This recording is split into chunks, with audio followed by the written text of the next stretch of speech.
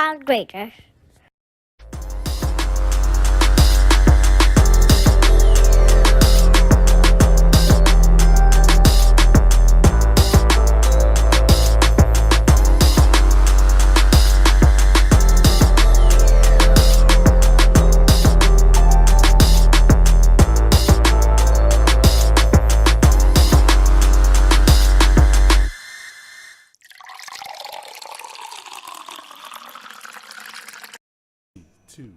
Welcome to the Pour Up Podcast. I am Mike Lake, a.k.a. Hillsboro Slim. Yo, I'm knocking at the door. I am CP34. Steve Cash Moneybags, a.k.a. the Fitness Zeddy, a.k.a. the Young Vampire. Best believe all them stories you hear about me around the campfire and look alive. How y'all doing today? What are those stories they be telling about the campfire? You They always talk say it, about- but you don't they ever. talk about how I used to run the block. Yeah, things of that nature. with your boy Hillsboro Slim.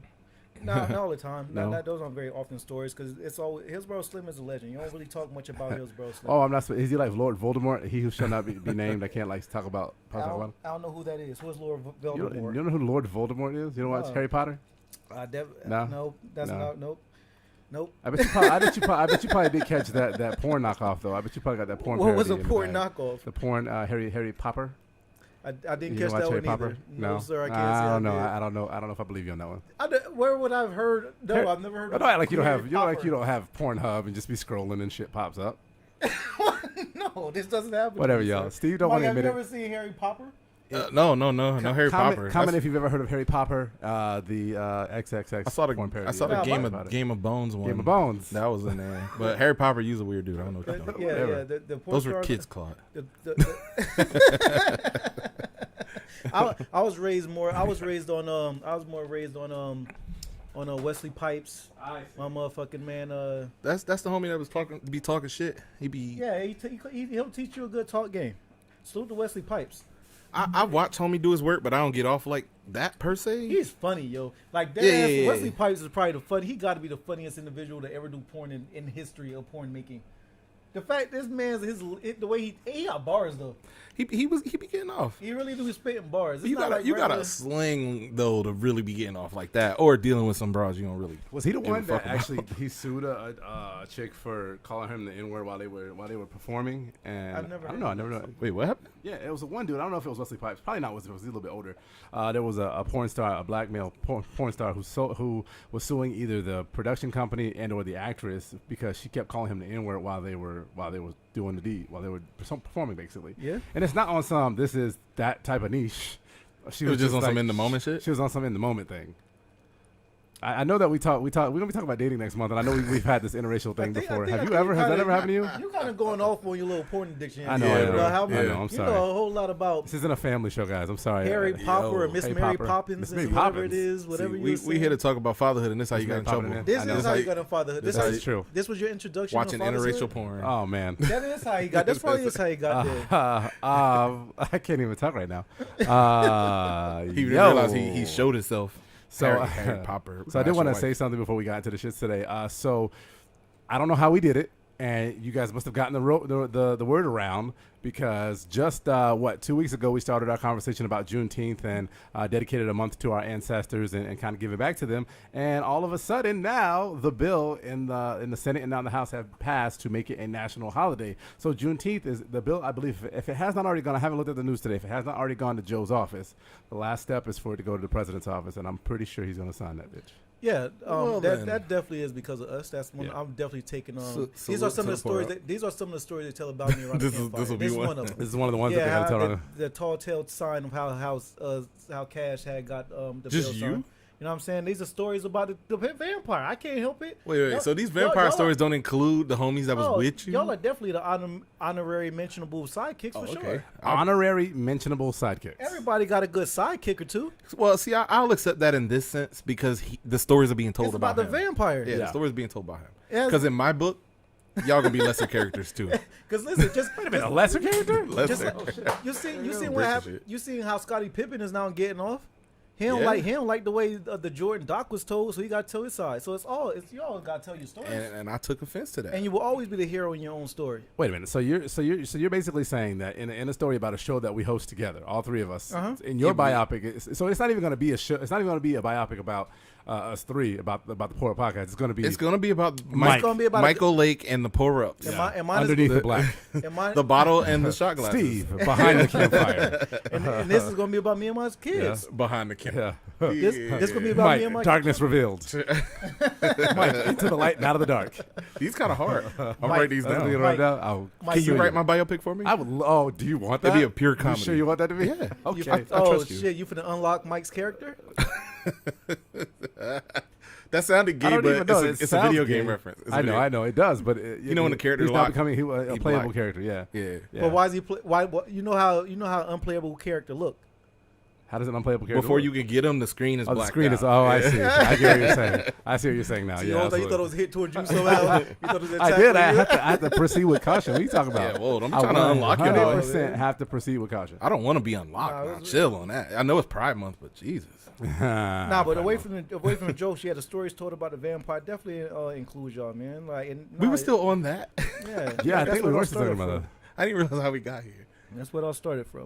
What's good, gentlemen? Steve usually asks this, but how y'all doing? How your mental health? How's everything going? My mental health is pretty solid. I cannot. So it's ironic that it's Father's Day week because my wife decided with her best friend, your girl, Flex. to go from Sunday to Thursday to take a nice trip to wine country. That's never complaining though. You like go right. Oh no, Whenever absolutely women go. are Yeah, Go. We trust highly- me, we they're gonna highly find a way to encourage make it up to us on Father's Day, or at least me, not them together. My girl, I believe. But no, just me and you know what's crazy though? Me and my daughter kind of chilled all week. It was a CP3 lot. or 4, CP3 or 4? some. Yeah. What? What?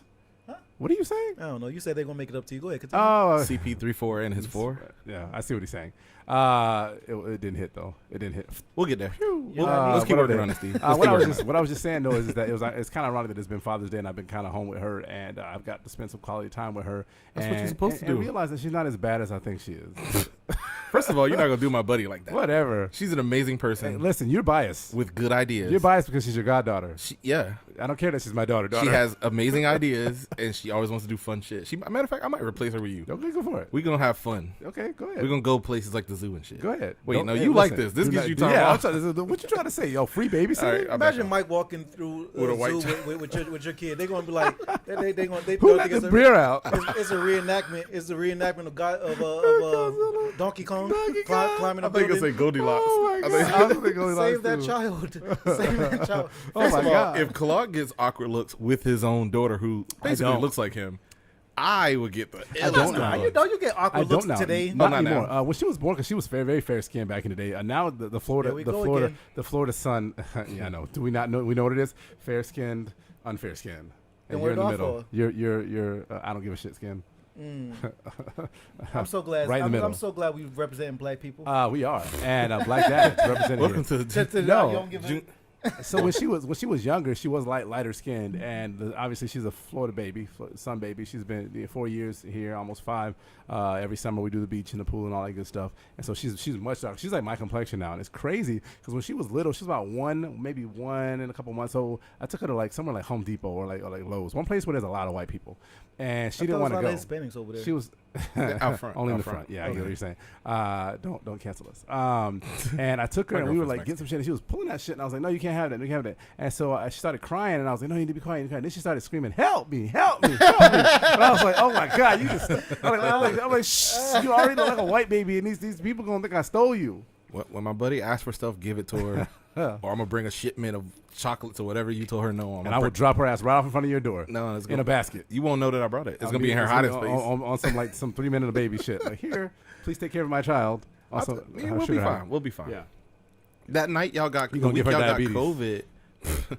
The week y'all got COVID, I was gonna volunteer to watch her. What were we about to go to? We were gonna go to an event or something. I don't even remember. It was a planned event, Yeah, and y'all we were all gonna go, but we all when couldn't Claude go. tried to kill me? You got talking, Mike, but what? Yeah, it picks up when Claude tried to kill me. It was the week Claude tried to kill you. I Did see why you said it off. Did mic. you die though? No, I didn't. No, I'm exactly. saying, Not, like, not for that- anything wait- you wait did. till- Y'all vaccinated? Not to Wait get till on you top? hear. I'm vaccinated. No, real quick before I answer got that mine question. in the neck. Before I answer that question, that's another It's a story. good find when the they vein in tell- those fatty arms. Hey, you kind of getting off of me today, man. These kind of landing. I know. Wait till you hear that story about the vampire, how he survived COVID. When you try to kill him, it's gonna be really Oh my heroic. God. I honestly can't wait to see this movie. It's gonna be real Oh my heroic. God. The way he just came through, fought COVID bare hands. I fought COVID barehanded. Yeah, COVID. You was, had protection. He was the Rock. You was Better than protecting Mike. the He shit. fought it bare-butted. COVID. Bare ass. I couldn't even get it out. COVID's gonna be played by the Rock, and Steve gonna fight it with his bare Bare hands. hand? COVID's gonna be played by the Rock, and Yeah. Steve's gonna fight it. Who's gonna play Steve? The Rock too. But they're gonna CGI the Rock to make him a little bit shorter. Of course. You No, seen- the Rock you is seen be on his Jim- knees and You shit. seen Gemini Man? I have seen Gemini All Man. right, then we That's don't some know. good ass We thing. That don't was a know. good ass movie, actually. Nah, but Can it be the old Steve? nah, though? the vaccinated. Yeah, definitely. The vaccinated. My My favorite goal. You know what I'm saying? I identify as. What? I identify as He vaccinated. identifies as vaccinated. You identified as I vaccinated. identify as it, like yeah. currently Okay. identify. Sure. So Okay, I want fine. the same respect. Respect him. Okay. So you don't respect that, like you. We got a whole I culture. feel like of you're not us- respecting him. I see the look on your face. You want to I- be canceled? You want honestly- to get now? I'm not good enough. You want to get? You gonna do this to Steve Only during because I Pride know Month? you secretly, you're During still Pride Month. within your 6 months of antibodies, so I'm okay. Mike's vaccinated, and I'm almost there. You're vaccinated. You almost did what you I'm mean? halfway there, just like my race. I got No, you're not half, bro. Oh, not that's even. True. That's true. Less than. On which side? Wow, we're just getting off topic. Well, the good side, black. The other side is not the bad side. Well, that's what they would say. I mean, y'all. Y'all. Wow. Half of y'all would say that. Anyway, we got way off the beaten path. Yes, we did. Shout out to my buddy though. I'm glad you got to spend time with her. My girl's going too. It's been relaxing. Yeah, it has. And they come back tonight. And A lot of Xbox. A lot of A lot of Xbox? Xbox. yeah, I haven't had time for Xbox because I also still have my other girl here, my little one, my baby. I just switch boxes. Yeah. Mm, What do you mean you just switch boxes? Cause when she come back, I'm gonna go to the other box. mm. Yeah. I'm very happy for you. The grown man shit. We done. We're gonna move on to Steve. Speaking of fatherhood. Oh my god. All right, let's get to the shit. All right, hold on. Let me do the graphic. Whoa, bam.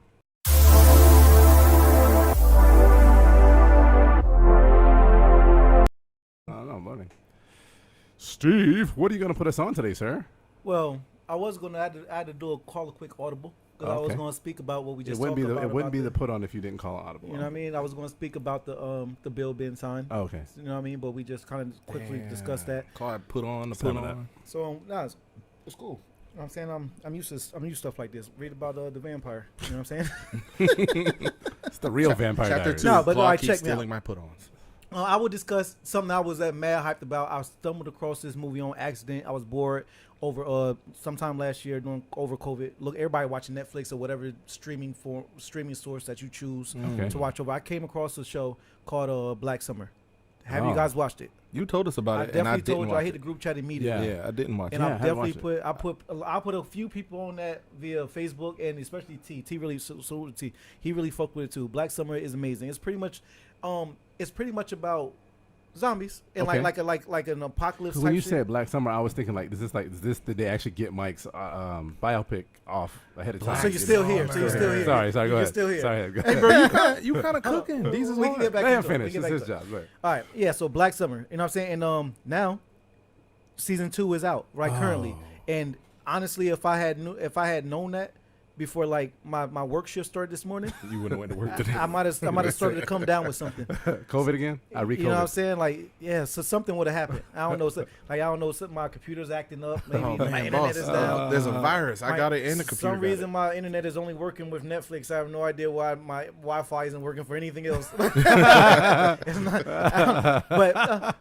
but away from that shit, y'all definitely check out Black Summer. But I thought this other movie that I'm about to mention is definitely on par. I was hoping you From- went. Before you move What- in to your next thing, do you know who's in Black Summer? Is there anybody These are in like there? these aren't popular. Relative nobodies. Yeah, Nobody's okay. But, But I think give us a 15-second like what's it about zombies. yeah, no, in the woods pretty and much it's shit? not in the woods. It started off like I'm asking. it started off like as let's say like military was trying to control whatever. You know what I'm saying? Like they didn't quite get into how it started yet. Maybe Oh, they it's will one part of two. those. Yeah. But what I love best about Money it, Woody. it's kind of a cheat story though, because my cheat code, if you fuck with like type of movies I like, I'm gonna compare it to like Pulp Fiction. You know how they tell different parts and everything ties in. Yeah, multiple angles. They Right. call it a multiple point of view. So that's how this is how this is, but it's about from a zombie part. You know what I'm Okay. saying? And the shit is completely fire. But also for me, it's a cheat code. For example, like I just said, Pulp Fiction. I love that shit because in real life, One of the best movies like in- written all the in- time. In real life, Yeah. that's exactly what happens. Like when we all leave here, we go different ways. Everything, something's going to Yeah. happen differently for all of us. Steve and then gets fucked in and the then ass. event. That's nah, crazy.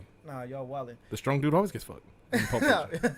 You remember Ving Rhames was getting pounded out? You look confused. Nah, don't No, know what you're I talking know. about. I'm just like, why Steve got to be the one that gets pounded Because out? Ving Rhames is muscle. Mike sounds upset like he want. You want to be the one to I get wanted pounded? it to be me. Hey, yeah. You are a big Ving Rhames looking motherfucker, Mike. Yes. I don't know. Yes. What you got against me today, man? Nothing. What I do to you? Nah, so I lost my train of thought with the shit. We were about I'm to sorry. switch. You're See- giving us a 30-second yeah, trailer, yeah. and then you're gonna move to the yeah, next. yeah, movie. it's like with the poor. You know what I'm saying? Like Okay. when we all separate and we come back by next Thursday, we all each had way different separate lives. You know what I'm saying? We could have had a zombie disease or the COVID. You know what I'm saying? I mean, when you read up on the vampire, a lot of that times did happen to me. Yeah. When I always prevail. You see, I'm always here. Jesus. Nah, but the second movie, definitely. I'm excited to check this shit out. At some point, y'all, I think we all should check it out. It's No, we're supporting my gonna man watch Kevin Hart. It's called Fatherhood. It's as simple as that. We're going to Good watch it. tie-in, Steve. Yeah, Very good exactly. You know what I'm Yeah, saying? So I yeah. thought that was hard. That's why I was hoping you did that one. I Yeah, thought you. and were honestly, I don't know much about it. I did see the trailer. It was like a couple weeks back, so I don't remember exactly what it's about. I can Oh, tell no, you. I'm sorry, I know what it's about overall, but exactly like super details about it. I believe somewhere down the line he ended up losing his wife. Correct me when I'm wrong. Okay, right? Y'all Yeah, correct me yeah, when I'm yeah. wrong. He ended up losing his wife. However he lost her, I'm unaware yet. I'm sure the movie will tell you. So now he's a single father of a newborn, and he has to figure it out. pretty much best of luck with it. You know what I'm saying? And as a black man, looks like he prevailed enough to raise her to she looked about 5 or 6 in this in the clip I seen. He got those years under his belt. So by being Father's Day, I think or Father's Day weekend, I think it's a perfect time for this movie to come out, and I'm definitely checking that shit out. I'm locking in at some point this weekend. with Perfect that. time. Perfect time for you to put it on, and also props to Kev Hart for releasing it this Yeah, weekend. so we got Kevin Hart, Alfred Woodard, Old Lil boy Rel, from, Lil Rel. No, the bald dude. Oh, his name is Anthony Kerrigan. He's from Gotham, Gotham, and he's yeah. from Barry. And He's funny as fuck. It's a Is that the comedy same dude drama. Is that the same dude that played in that one that was like when Kevin Hart got into it with, and he was like, damn, is that the show? I can't think of the damn movie right now. Oh, with 40-Year-Old Virgin. That's what it is. Is that the same dude? This The black dude? dude no, is no. the same dude, I Yeah, believe. Kevin Hart's the same. Ain't that dude. cool? No, how the they- black dude. Oh, the black dude is the same dude. Yeah, Ain't that dope? You realize I love when Get actor, Tough, I think is what that's called. Yeah. No, it was No, 40-Year-Old no. Virgin. It's 40-year-old virgin. The He was the scene- best bad I guy. know He was the what best you're bad talking guy. about. Yes, Yeah. yes. I think it's so dope when they still work together. Similar like Adam Sandler. He keeps his You know cast. that's a thing in the comedy. Yeah, I know, No, and I because love that's it. because Oh, yeah, Steve yeah. is planning on getting big and just dropping us like a bad habit. Oh, yeah, I'm he waiting always on it. says that. So I'm that's Nah, cool. I'm, you know what I'm Actually, it's saying? gonna be me. You But already- anyway. Yeah. Get that get big. Like I said, I'm already there. Oh, y'all listen to me today, Fatherhood week. I walked into that You're one. gonna get so much praise on Sunday. We gotta make You we don't gotta want you tear to- me yeah, down tear you before I a get little built back bit. up. Yeah, absolutely. That's crazy. It's like Mr. Potato Head. But yes, to piggyback on what Steve said, the Don't the piggyback comedy, me, please. the comedy community is they're Oh, tight. loves it too much. Yeah, no, he's gonna share that later. Michael was probably the worst kid to play leapfrog back in the day. I was No, a very he was size little. kid. I It know, was I know. No, it was actually just like- Steve. yeah, It boring. doesn't track. It doesn't No, and track. how we look right now, that's how we all were Opposite. born. Like, This, just yeah, like this opposite. it was the literal opposite. But Yeah. the comedy community, the SNL crew, and even some of the other comedic actors, if you look back at their movies, there's not 6 degrees of separation. No. They're all in each other's movies Yeah. because the comedians write their own movies. They So I write think- them, so they say, I wrote a role for So you. I think that little group used to be called the Frat Pack with the Will Ferrells and all of the SNL group, and then they brought little people in. Like Kevin Hart's kind of in that group. Kevin, now, too. he told a story about how Lauren Michaels didn't want him, Right. and then later circled back, and all these guys like want to work with him. But Adam Sandler, all the SNL crew we know, Yeah. because a lot of them were improv together before us. But Right, speaking exactly. of Adam Sandler, like he has the Billy Madison production. That's literally Yeah, like yeah. I believe Billy like Madison once you're in that family, you're in the family. Like Yeah. you're good.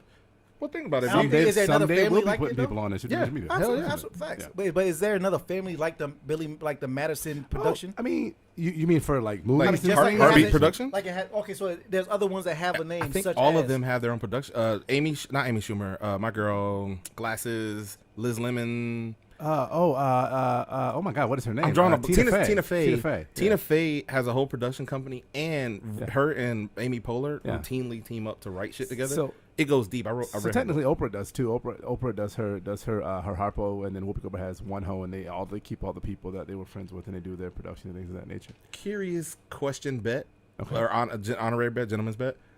I wonder if comedians stick together harder than any other people? genre of.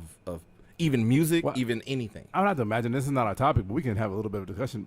We can do another show a quick on thing, it. a quick Yeah. thing. No, we but can stay here with Y'all want it. to do it right now? A little bit, real quick. Shoot, quick, This is what Daz be talking about. Absolutely, 100%, because comedy doesn't get its due like every other genre. Oh yeah, and they also don't get the awards. Right. They get shitted on at the award Right. show. I think that's a good question. I never thought of it before, but if I'm going to think about it right now off the top, I think musicians probably sit together more because think of how many features like people all Yeah. like if I'm an artist, if I'm a Young Thug and I got the baby on my record, I'm going to end up on his project eventually as well. Hell, Tory Lanez and the baby, and that's funny. I just said I went on purpose. Tory Lanez and the promote songs baby now? right now, they're I think it's called Skirt Payola. or Skit. I'm calling Payola. One of the best videos I seen in a very. I don't even like rap videos in general anymore. I don't like them anymore because because Rap City stopped it's showing. whatever. But their video is fucking fire. Another put on. Y'all check that shit out. Steve Tory with the Lanez and the put-ons. baby. That shit is fucking fire. Please check out hat that. trick of put-ons or a 3-pointer Please check out that put-ons? video. Well, Great and rap I'll video. say this to move us along. If you know, Mike, you don't have anything else to say on it.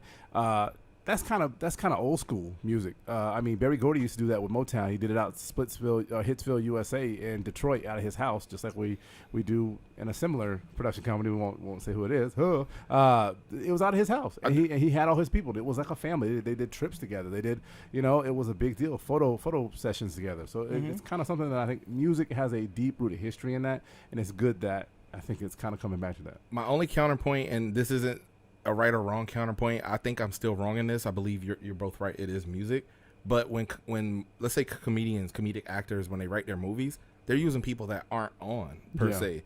They're not digging deep in the crates to be like I don't remember his name, but the black dude, he's on A Million Little Things, I believe. Yeah, I know you're talking about, but I don't know or his the name. friend The kid? committed suicide. No, Yeah. the same guy you were talking about Yeah. from 40 Year Virgin. Yeah. Well, that black guy, he's in a Million Little Things, an NBC show, but he's kind of on. All I'm saying is these guys write roles for people that, Right.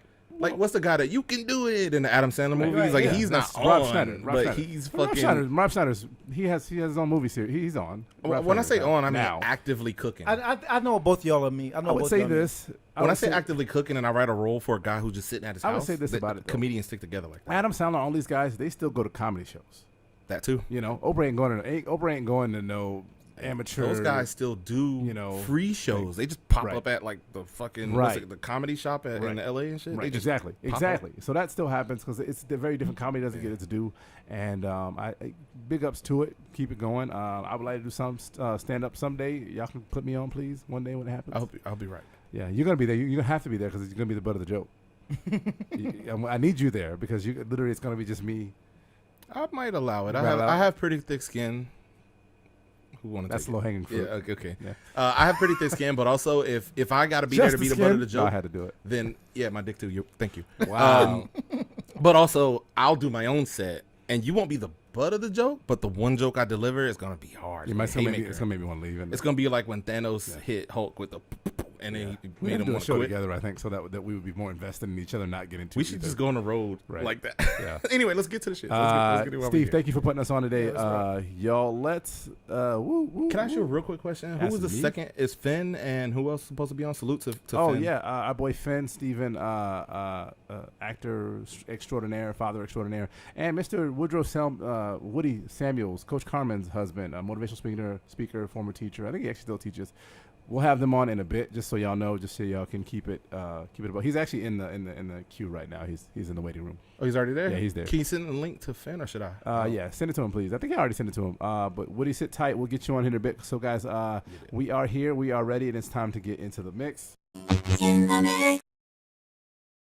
You to send me that. Well, Mariah Carey's still waiting for you to send me that injunction on that. On just that We Clark. can literally just Only do that Clark, shit ourselves. Only we can injunct ourselves. can- No, Injunct ourselves? I'm saying we can like In we the can keep the mix. same that. in the but we- mix. I can make Can you it. do it? Steve, do it. No, Say it. no, I don't wanna Say do it. that. Can we harmonize Rap it? I'm just Rap gonna be like, it. Can we hey, harmonize I'm it? just gonna be like, I'm with the shits. With the shit. Say You it. say with the shiz, we say in the mix, and then I'll make it mix it and sound good because I'm nice with the audio. Or we could just keep Mariah Carey in hopes that. No, whatever. I like it. Let's injunct ourselves Let's injunct on ourselves. behalf of her. On behalf of her. All right, guys. Welcome to the Create a news story. Hold on. Stick talk on with the blick. Wow. Remix. Jesus. Y'all, let's get into the mix. So today is a very special day. We are going to be talking about Black fatherhood in honor of both Juneteenth and Father's Day. Do they normally come around the same time? I think they actually do normally come around the same time, but I never really thought about it. This Sunday. Shit, you just stumbled onto something. What? we'll get into the conversation. Okay. But the absence of black fathers and the combination of these 2 days, they're trying to overwrite the day with Juneteenth. Oh, Jesus. That's why they made Father's Day this day. Oh, wow. For the lack of for the absent Wow. fathers Open your in the third eye, household. fam. Let's talk about that in a Open minute. your third eye, fam. It's Anyhow. right there. It's moving. It's already All right right, there. don't You're- look at my mole. Oh, the mole. All right, guys. So we are getting into our topic of the day in the mix, and Shit, I got one we're too. talking about Black Fatherhood in honor of Juneteenth and Father's Day, which is this Saturday or this Sunday, and then Saturday is the Juneteenth celebration. Once again, big ups to the U.S. Senate and the U.S. House, and future, hopefully, Mr. President Biden will sign that into law. But guys, so I wanted to have a discussion about it. But you think Kamala gonna let him not? Oh yeah, yeah. Joe, you did it, Joe. You better do this, Yeah, Joe. you better Joe, do we did it, Joe. Joe. we signed the bill, Joe. it. Salute to Kamala in the cut over there. So- Kamala and Joe. I know. So in preparation for this topic, I actually kind of did a little bit of research. Not a whole lot of research because I'm a black father. I'm pretty much an expert at being a black father. I think as Nah, much as you guys are. Do your research. But I stumbled across a speech that President Obama did back in 2000. I want to say 8-ish when he was running for president. And one of the things that he said, I don't want to misquote him, was that something along the lines of the cornerstone or the foundation of our community. So communities in general, but he specifically wanted to talk about black communities, is the family, and at the heart of that is the father. And because so many fathers in the African American community, about half I think it is still, and on the rise, are missing the father, then the African American community, by way of the family, is being kind of held back because we are missing fathers in those families. Mm-hmm. What do you think about that? Well, I definitely agree to that statement.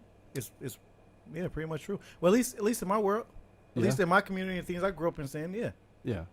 So So he got a lot of flack about that too, FYI, because it was almost men, obviously black men, obviously, because if I think of a population, we don't like to be called out at all, ever. Of course, and that's offensive to. I could see where that is offensive to people who aren't absent. But if we're going to just be honest and real about the situation, like I mean, everyone's different. When I was growing up, this is he said a fact for what I was seeing in my community and around. That is a fact. But also in the same breath where it completely contradicts is how, which we'll get there, which is how all of our children are growing up. So that completely is false. So it's like, Well, depends on it's where not you're a at. dead black or white, true or false, because like you said, in the same breath, you represent both halves of where the line of disagreement would be. Father was basically absent, and you as a father would never be absent. Right. So that's In he's fact, not you should wrong. give your son some space. I mean, calm down. In fact, he's not wrong. No, but seriously, he's not wrong, but it's not a wrong or right. And also, he's not all the way right, because I fully understand why other people, especially black men, would be offended. I fully get it. But also, you have to understand, it's like a hit dog gonna holler. If it ain't about you, if the shoe don't fit. Yeah, so, and that was my thing when I was reading that there was some backlash on there. Is that why would he's basically talking about black fathers in general, and we are included in that. Why would I be offended if I'm present in my child's life? Right? Listening to that speech, sitting next to my son, Right? like Exactly. making him listen, basically. Exactly. So so let's take us out of the mix, no pun intended, real quick, and let's throw in the mix the fathers who he was talking about. Okay. Okay, yeah. Wholeheartedly agree.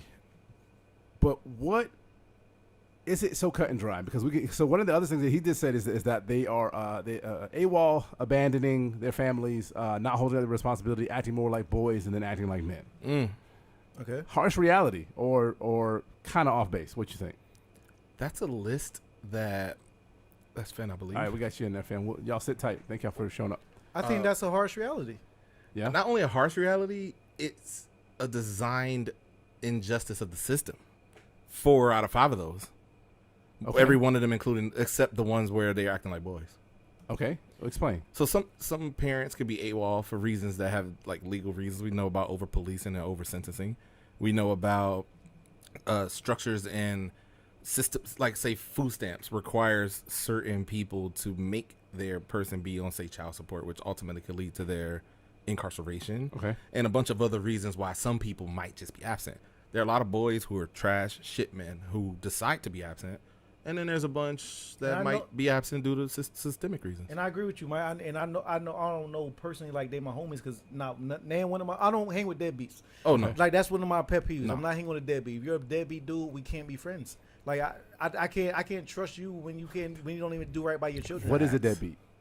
Completely don't take care of your child. You don't pay your child For support. no You don't see reason. the kid. You don't take care of the kid. You have no reason. Thanks, Mike. You have no reason to not be a part of this kid's life because you can be just because you're not with the mother don't mean you gotta not see your kid. Those aren't two of the same. Like that has nothing to do with it. Like that's a deadbeat to me. That's what one is. What about the circumstances where it is? And No, go ahead, say it. I want to get that. I wish I had the numbers on this, but in the comments that I got from people, is that there are situations where the mother is the X factor. The mother is the reason why they're there. Now, say there was no mother, there wouldn't necessarily be a deadbeat. I personally think that's a crutch. I personally Is think that a that's a deadbeat? crutch for. Let me explain. No. Yeah, that's a crutch for a lot because Oh, I see, honestly, I see. a mother can only do so. Let my son mother had tried. Okay. We be in court, and then what? Then I'm going to get my half. You're going to get your half meaning split Yeah. custody. Like there's like you can't just not like Isaac and yeah. You're not Solomon. gonna put the baby down Like, and cut him in at half. the end, Yeah. at the end of the day, like that whole she won't let me. That only flies so far because there is court. Okay. So you need to go the extra mile. Mike, was you about to say something? I do, but show me the comments real quick. Yeah. Sorry, I put the comments on there. Sorry. If there are, I just there want. are some. I think there's some. So yeah, basically what I was gonna say is nothing yet. to me a deadbeat comes into play when you don't have a real reason to not be present. So we're not talking about like the outliers like mental health reasons and job or military. Something got you gone. That's a different situation. If you're paying what you need to pay, then you're not a deadbeat per se. It's paying enough though. And plus, don't you want to see your product? Listen, if you're on child support and you're paying and you just don't see a kid, Yeah, see- don't you want to at least see Ain't what you're nobody paying not for? in America. You ain't trying Like, to pay real. for something You you don't ain't want getting. to see you don't want to see the product that you're paying for. Look at that item. Plus if he go You don't want to full go see your item. if he go full LeBron, you want to make sure he know your face. So I wanted to actually ask y'all about that because you said you're paying y'all talked about child support. Is paying child support enough? What about the dads that say I pay my child support? Are they deadbeats now? They're supporting their kids They through financial are means, a right? form of deadbeat. In the court due to the court they're paying what they're supposed to. So are they a deadbeat? I mean, you're supporting your kid, but I mean, Is there a middle ground ask from their deadbeat? kid. Y'all tell me. That's a great question. Yeah. You I gotta don't know. ask their kid. Ask their kid That's- how yeah. their kid feel. Yeah. I say if they can look their kid in the eye at the end of the day, meaning at the end of 18 years. 18 years, Suppose when you're grown, supposedly in the law's eyes, you're grown at 18. Look that kid in the eyes and be like, yeah, the child support held me down. You a man. Or ask that kid is like, hey, I don't give a fuck about child support. You should have took me to throw a ball, and I would have been happy. Yeah. See, but I Yeah, I think the Assuming that's a boy. the support Right. is for the parent. I think the kid needs physical. Like I know me, and of the three of us, I may be the one that was fortunate enough to have my dad at present. Not to share y'all story on behalf. No, you can. We'll talk about that too. Anyway, We'll, exchange we'll, on- I was we'll here get it for on that. But I was just going to simply say that I know there's a ton that my dad not only has taught me, but continues to teach me Right. in an everyday basis. And even my dad teaches Steve. I don't know why he's over here. I'm cheering you on. It's Taught making Mike me how to feel tie his good. shoes, Anyway, how to it's put making on me a feel good. condom. Can I tell a quick story? Having those, no, you After you're cannot. done, after you're No, done, I'm gonna fuck tell your a quick story. story. Just a quick- it's Your cute. story is vetoed. Go, don't interrupt. I'll flip this table. Finish, go ahead. Finish your story. so But I yeah, can tell having a father present, and I know y'all know this from being great. I don't want to tell a story while you're doing him. that. Say it. Just talk. I'm hyping you up. No, not like that though. Do it different. Just give me prayer hands or something. You ain't got it. I don't want. You. Finish. Go ahead. But Finish anyway, talking but about having a father present and giving you some of those things, money isn't enough because the money more so is for the parent to help take care of the child. But taking care of a child is answering questions. It's giving them their sense of comedy. It's putting them on movies. It's disciplining them. It's being a presence. It's being a combination of fearful, respectful, like, oh shit, I ain't gonna fuck with my dad. You need those things because at a certain point in age, there's a point where your mom just can't give it. My mom 5'2". She stopped being bigger than me. Yeah. What, 12, 13, 3 14? years old. I call that the Andre and Lawrence Fishburne connection. Andre. When they sent what's his name? Trey. Excuse me, the Trey. Oh, Trey, yeah. and when he sent him to be with his dad because his mom couldn't raise him anymore. Yeah, because only men can raise men. I believe it was Pop, but it's a certain. I had that on there. We'll talk about that Pop, too. by the way, Pop's birthday was the other day. I want to say Wednesday. Yeah, happy I birthday, want to say Pop. Wednesday or yesterday rather, and he Within the last would have 2 been days. 50 years old today. Neither here nor there. That's crazy. That's a crazy. I didn't realize he was 5 That years is younger than my crazy. Jesus. Yeah. Go ahead, man. Stop me when I'm wrong. I'm not trying to be funny at all, but honestly, I remember one time where Oh Jesus. I remember not. This like gonna be a basketball story. It's not like You motherfucker. one time I came over to Mike's mom's house, and he was. No, you came to my house, bitch. I came to Mike's mom's house, and he was outside. Was Mike just, there? Okay. Listen, he was out there. I got to watch him practice his jumper, and I was like proud. I was like, I got his phone. I was like, hey, hold your son, hold your hand, like hold it like this, and then the way he just slid off, it just kind of made me proud. Like I just got to watch him, and he kept practicing and practicing. He wasn't making any baskets, but Me and Steve never fought before, but I might draw the line today. I Today am might be the literally- day. All right, so stop me when I'm lying. You've okay? been lying the whole time. Wait, stop me when I'm You lying. never taught me how to shoot a basketball. Wait, I didn't say talk, teach you. Listen, stop me when I'm lying. I'm on the restart. Okay? Oh, you saw my form, But and listen, go ahead. You all really right, wanna take credit for his jump shot? let me finish. I know, bro. That shit like I came to- 25-30%. I came to see. I came over there. He was at his mom's house. he was. The way you tell a story is nasty. Listen, I don't like it. He was in the driveway just practicing. I was standing outside, just kind of just watching him shoot. Stop me when I'm wrong. I'm watching him just practicing his jump shot, and I was just staring at him, looking. I couldn't be more proud. I'm not gonna stop you, but I all see- this is a am I lie. lying? Have I never watched you. No, you was never proud. You was we were comp. We were So competing. I never was proud of you. You might have watched me. I don't know if you was proud or not. I'm telling you now, I was proud of you. You had no reason to be proud of me. You're my age, nigga. You're my peer. Why wouldn't I be proud? Because he was out there practicing and shooting. Get I off was me. like, hey, just look at this. Look at this. I was like, Sharon, come on here and look at this. No, you Look- didn't. Yeah. Matter of fact, where's my phone at? I'm telling my mom. Yeah, I never call her Sharon. I always say You Miss Lake. never said my mother's name. No, anyway, It's like I would never. But anyway, what were you saying? No, I was Is just, money enough? It's Was money the last enough. question. Oh, It's money enough. No. Because there are a lot of men who literally just say, "Hey, you know what? I'm not made for this. I'm not a father," and that So might not does just that be make them a relegated to deadbeat, black though? father. That could That's be what I fathers said. in Is there a general. middle ground? So it would have to honestly. It would because I can't give you the full deadbeat title. Right. Because Yeah, at because a least you're doing deadbeat that. ain't doing neither. At least you're financially providing to where the kid's not like, you know what I'm saying, like Does the totally mom have in a the gutter. stepdad? Does that matter? That I would say no to that because I don't want to put. Do you mind if I? Because you. Yes. Wait. No. sorry. I'm saying what you're gonna say. I was going to say that your son has a stepfather, but Yeah, you're yeah. just as much active in his life. Absolutely. If No, not, you know. No, I that's support- different. That's What you mean? That's Way bonus different. dad. I'm talking about if the dad's absent and the mom has a husband. Because even with me Or a boyfriend. having a stepson still, Yeah. Yeah. like sometimes things don't. Well, that's true. Yeah. Yeah. It is. Y'all both do. Yes, I do. Well, we both got stepchildren. Yeah. Yeah. So even where am I going? Oh wait, I'm sorry. What the first thing you asked? Oh, all right, my bad. All right, I'm If back the on kid track. has a stepfather and you're financially supporting, are you a deadbeat? and that's your only role though, you're only giving bread. You just give him money. I tell you what. And that kid is. I tell you what, has another- I will deem you still a deadbeat because Okay. only because I know women personally. Like I know women to like. Well, yeah, actual- it's your Let responsibility. me say right now. You're a deadbeat. I know women, but I know women right now receiving child support and they still don't see their child. But the stepfather is extremely active. Yeah. But yet they aren't present. Yeah. They are just a extra check to this woman. Yeah. And that's Because not it only cool. supports the mom and not the kid. Indirectly the kid, but a kid needs more than money. Matter of fact, a kid don't even need money. Well, so that's not true. Kid does need some type of financial. I think about it all the time. But My I'm saying daughter. the financial, like a kid isn't obligated to pay for anything until they're an adult. So the mom gets the money. If you're only supplying money, that kid I doesn't get- have a present dad. I think that it's a Yeah. combination of both. I mean, you mean growing up in poverty, it would have been nice if I got a check every month from dad that helped, with the bills and things Can like I that. ask you a So- question? Go ahead. I'll ask you both. Okay. If you as the child could choose, Okay. dad present or the money? Oh. That's easy. Come on, dad present. I gotta think on that one. That's hard. That's actually kind of hard because I feel like I know my father, but I don't know my father, and the things that I know about my father don't make me feel it's a buck. So I without don't know. the- Is is he without- still alive? yeah, he's still alive. I Without just the don't heavy know- shit on the table. Like if it was just a pure, hey, you got a dad present to teach you jokes and how to fish and random shit. Obviously, you want the dad present. Obviously, because a kid is Yeah, always that's- going to that's want his easy. parent. That's an easy one. Kid is going to always want his parent. As So an from adult, the kid point of view, you're a deadbeat. Yeah. Okay. If this is the case. Yeah. I'll And give you that. the stepfather's doing his damn thing, and the mom's getting the check, so the kid has a better life than some kids who don't have either Right. or only have one. But from the kid's point of view, you aren't there. You're not present. I could never imagine.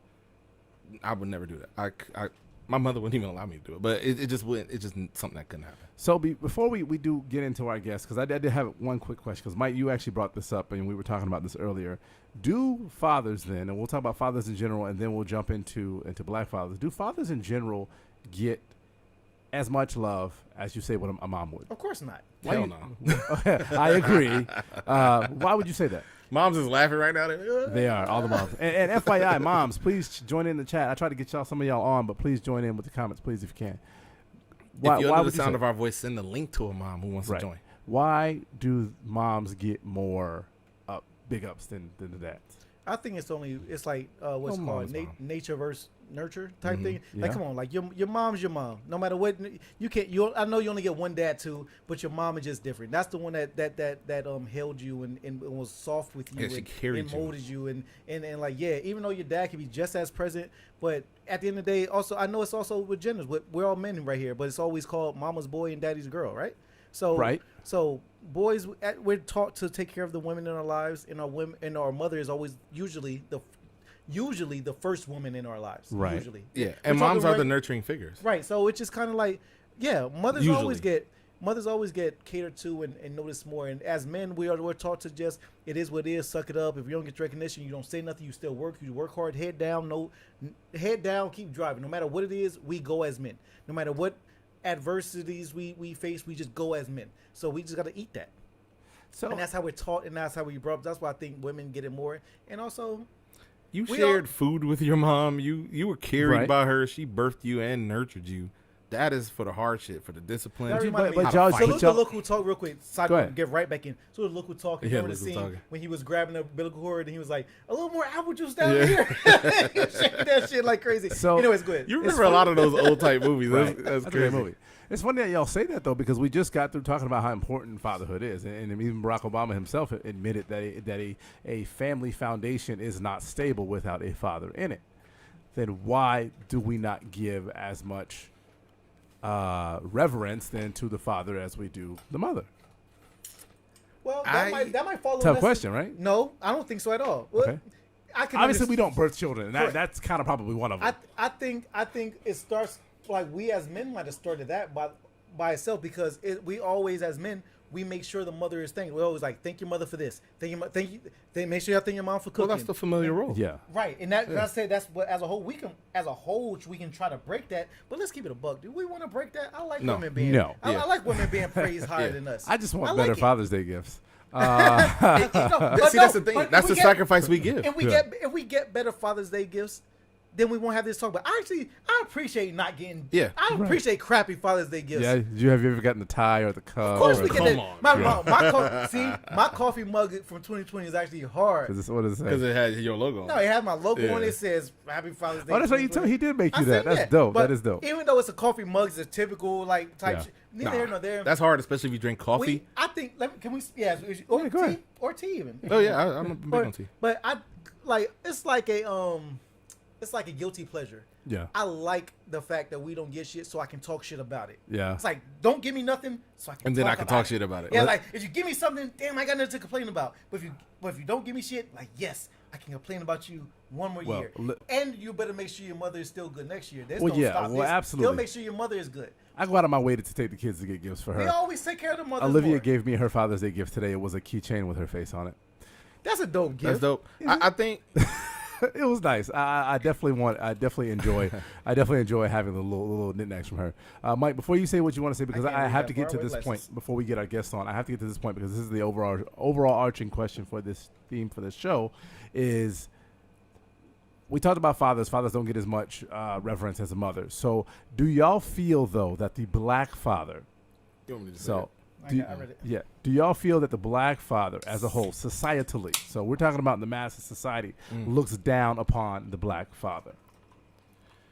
it. Ooh, I'm I sorry. do, And but I Woodrow think and Finn be thinking about this. There's somebody ask y'all this question too. I do, but I think it's the architecture is built by the media establishment. I think movies and like TV, like actually TV is pretty good on fathers, but I think movies and Now. the news and just general the way stats are presented, I think it would be hard. It's not hard. I think they do a good job of depicting us as absent Black fathers. black fathers specifically, and I do know for sure, like Steve said a second ago, I know the minority should never prove the rule, but I know for random the guys that I know in our group chat are 9 different dudes who met on a whim at a bar at random times, and not a one is a Met deadbeat. their significant others randomly at a bar too. All of us met our girls at the same bar, but the gist of it is, I think there are pockets where that exists, because I can't even tell you on Facebook any guys that I know through like acquaintance that also fit the deadbeat. Granted, I probably wouldn't know, but for the most part, I see the dudes on their page with their dad. One of my favorite things to join in on is the when you see the social media post or the meme or the whatever, where it's like dads show the picture of you with your kids and shit, and the dads just start flooding it. We out here. And maybe that was an architecture of the dads before us. Right. But us, this generation, we out here. And the media may depict it as not, because that's cool to be like, your dad's in jail, your dad's gone, but we here. And actually, to piggyback off that, I'm glad you made that point, because it is true. Like, I really do understand the fathers. Me personally, I really understand the fathers of the 80s. Like, it worked on a lot of black men. It worked. The Reagan era worked. Let's put drugs in the neighborhood. Let's arrest them. Let's get them hooked on drugs. I know it sounds like an excuse, but it's not like I was there. The jail numbers. The jail numbers back you up. It fucking worked. Mm-hmm. They're designed to lock black men up, get them hooked on drugs, and then eventually, hopefully, kill themselves. Jail the second best, third completely out of the household for the black men. Out of the workforce is the bigger one. Is the biggest one to me. Or out of the workforce. Those are 4 levels. That's 4 levels. Death is probably the biggest. Well, obviously, death is the biggest. But stepping down from death like you were doing, it's like, workforce is the second. Like, great, it worked. I'm sorry, but it worked. And if your pops happen to fall into that shit, can you really fault them? If some shit was designed for you, the whole carrot chasing the rabbit, put the box up with the stick, and then put the carrot right there and then trap the rabbit. Right. It worked on these niggas. It worked. Yeah. I'm a suck. Can y'all answer the that government question? just smarter. Or if y'all willing to, do y'all want to go there? Answer What? The question you just asked. What? Could you blame them if the system that was designed against them worked? Oh no, I don't. That's why I say I get it. Like, I fully get it. You just fell for the trap. Yeah, You fell for it. It's blame is a funny word, because I can blame you for smacking me in the face, but if I, called you a bad name or something that was said something bad about your mama, that's your reaction, right? So blame is a funny word. Like, can we blame the black fathers that were subjected to the intentional onslaught on the black community in the 80s and the 70s? Can't really blame. Everybody has free will. Everybody has the intelligence and the ability to not do something, but when the actual situation is systematically set up to draw you in, what can you do? But also, just to kind of my own point, can you blame me for slapping you in the face after you find out I actually put that mosquito on your cheek? Damn. And I front like I'm trying to help you, like, oh shit, there's a mosquito on your cheek. Damn. I front like, look, Philosophical Steve like, look, over here. Look, I front like, look, I'm trying to get that mosquito before you bite you, but yet I set it all up just so I can actually slap you in the face. And then in return, hopefully you respond negatively. Right. So I can then put you in jail for attacking me for trying to help you. Exactly. And making you look. Yeah, it's a setup. I'm with you. I'm gonna bring in our guests. I'm gonna flip them around here. I'm gonna start with Fan. Introduce yourself, please, and tell us about you. Hey, how we doing, y'all? I Hey, appreciate y'all having me. Can y'all hear me? We can hear you just good. Yep. Okay, cool. As Claude said, my name is Fen. Social media handles at Fen_Richards. Like you said, I'm an actor, but most importantly, I am a father. And that is the most important role that I do play, So. All right, Fen, and hold that thought. I'm gonna switch over to Mr. Samuels. Mr. Samuels, please introduce yourself and tell us your bio. Yes, sir. Can you hear me? Hey, you're just great. Go ahead. All right, great. So, my name is Woodrow Samuel II. People that know me well call me Woody. You all are welcome to call me Woody. I am a husband first. I'm a father second. I'm a father of 3. So I was listening very intently to this conversation, heard some great things and heard some things that I was talking into the mic as I was already a part of the conversation, because I heard some things that really, really got my attention. But as far as trade, I am an educator and I'm a motivational teacher. Awesome. Salute to both of you. Thank you for being So- here. You know what's funny, real quick before you get into it? Like, You know, I love that's great. The fact when a black man that clearly like your elder, but he looks great. I already salute Mr. Woody. I can't wait to hear what Mr. Woody got to say. Ball, Yeah, right, he's already right. there. He's Hey, ball gang. Where we at? Mr. Woody, I can't wait to hear what I want your wisdom, sir. I am going to ask you one thing of my guest, though. If you do have your volume up on your device, if you could turn it down just a little bit because it's coming through, I think, on us. So whatever you got to get it down. So same question for you guys, and I'm going to start with you, Woody, then we'll go to you, Finn. Do you think society as a whole is a bit hard on the black father or black fatherhood in general? 1,000%. Absolutely. And I don't, and it's not a matter of, let me be very clear. I don't subscribe to the whole so-and-so is holding me down. I can't. I remember when Trump was running for president, and Trump was probably one of the most polarizing presidents we've had in a very long time. I didn't care because my thing is I care in the sense that I care about what he brings to the table. And we all know what we were dealing with him, but I didn't care in the sense that he doesn't stop my hustle. Right. So the bottom line is you got to go get it. But yes, absolutely it is. And listen, as I was listening to you all talk about the media piece, I'm going to give you all a homework assignment. Go back to any movie from the 1970s and the 1980s and just look at the role of black men in those movies. And I mean, I'm dead real. If you pull the first Superman, the lone black man, and I'm not talking about Richard Pryor. That was like Superman 3. If you go to the first Superman, the lone black man and the lone black woman in the first Superman is a pimp and his two hoes. And it's a quick scene, too. They don't even get any real camera time. What was they that, show 1978? Superman, 1978, 77. Yeah. They show Superman flying off, and he says something speaking like some jive, basically. Yeah. And then the black woman in her whole gear looks up and says something too. That's the image, fellas. And again, I'm not here about the excuses. I'm a husband. I'm a father of 3. I'm doing my thing. I've been doing it for a long time. My kids are doing just fine. But to say that it's not a real thing, you're either living under a rock or you're just refusing to acknowledge what's really going on. Finn, give us your take on that. Same question. Is society as a whole hard on black fathers and black fatherhood? Absolutely. And I think almost unnecessarily, because I think that as a whole, we as a society are holding on to like this, like this stigma, this perception that is not necessarily the case anymore. And as y'all had mentioned earlier, there are deadbeat fathers by choice. And then, we'll call them absent fathers based on circumstance. And one of the examples that came to mind was The Last OG. I don't know if any of you guys have seen The Last OG with Tracy Morgan. This is a man who went to prison before he even knew that he had kids. So he gets out 15 years later, and he's doing anything and everything that he can to put himself in the best position possible to be in his kids' lives, to be a role model, to be a supportive figure. And I think that is, that's the type of representation. I mean, not necessarily that circumstance, but the active fathers, the supportive fathers that are more prevalent than the absent fathers. That I think we definitely need to see portrayed more often. So I want to talk about perception because that's something that Mike, you actually brought up perception, and I because we talked a little bit about this last week on our last episode. We were talking about black media and that things of that nature. Have the perceptions actually changed, or have they just developed into some other kind of bullshit? Oh, it's always some other kind of bullshit. Yeah, they're gonna give us. They'll be like, oh, okay, you guys are good here, but here's another way y'all are failing us, or whatever. Now it's all of us are sports players. Like he said, there was the pimps and hoes in the 70s. In the 80s, it was probably just totally absent or on drugs or some kind of thug. 90s, 2000s, whatever. It always graduates into a new thing. Yeah. And right now, if I had to guess, there's a lot of shows by us that depict us in positive lights. Like we talked about Blackish and a few other current shows that are actively cooking.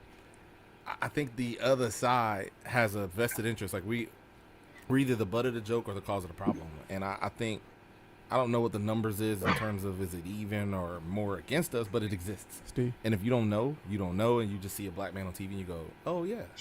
Well, we're all rappers now. That's what it is. To speak and kind of engage Miss Woody more, because I would like to do that. What about shows like The Jeffersons?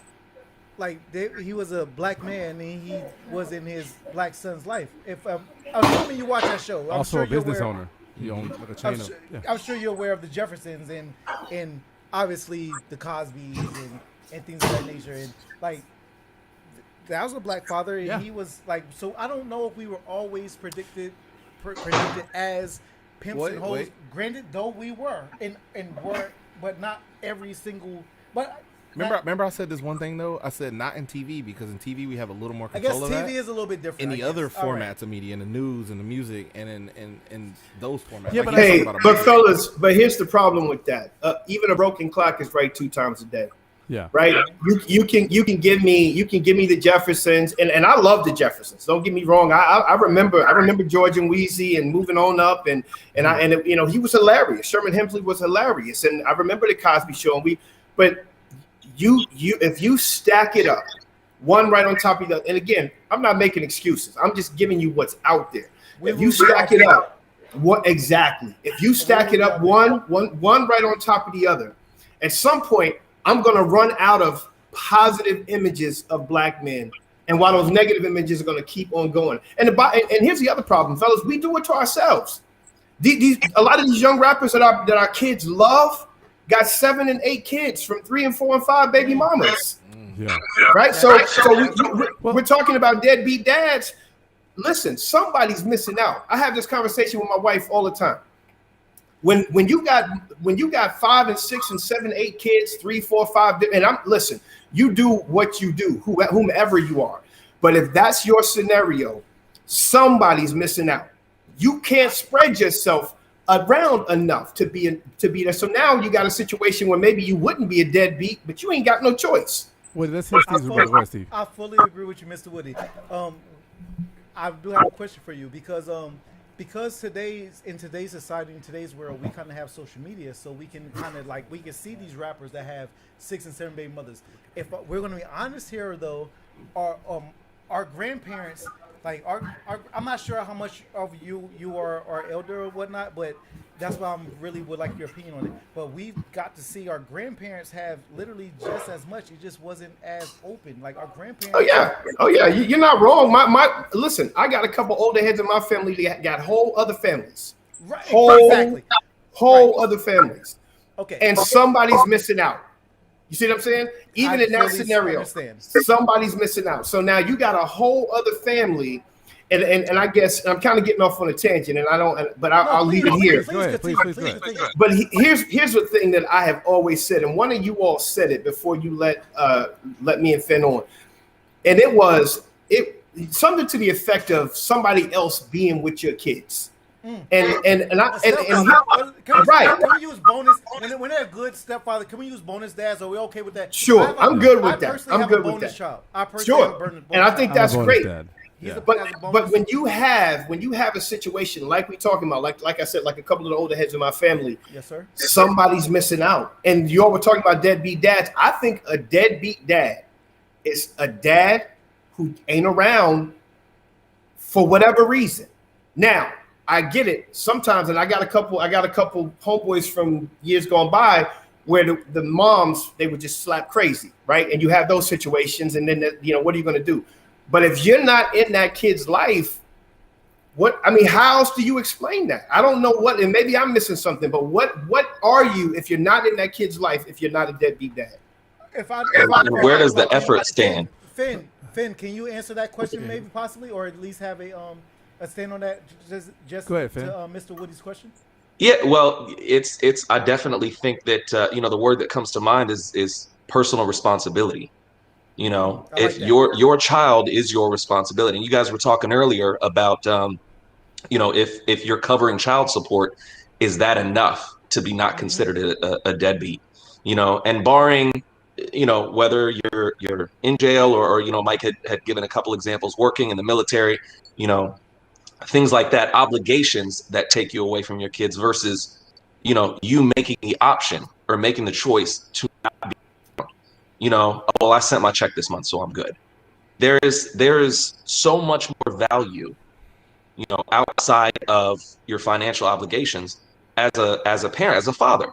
And you guys were mentioning earlier the nurturing aspect of a mother, but then you also have to look at the, the role that the father plays in the child's life, Absolutely. and Yep. and being able to provide that alternative, perspective. Because as a parent, like y'all are, as parents, you guys operate as a team, as a unit. You know what I mean? And the husband, or the husband compensates for the wife's, essentially where she's lacking, and vice versa, right? Right. Because we Absolutely. each, as men, we have strengths that women don't have, and vice versa, right? Absolutely. And Absolutely. it is vital for a father to be present for a child to have the best balance of both worlds. Facts. And that's not something that a monthly check can cover. Facts. Totally agree with you. I lost a really dear friend years ago, fellas. Let me tell you how serious, please, how much I agree with Finn on this.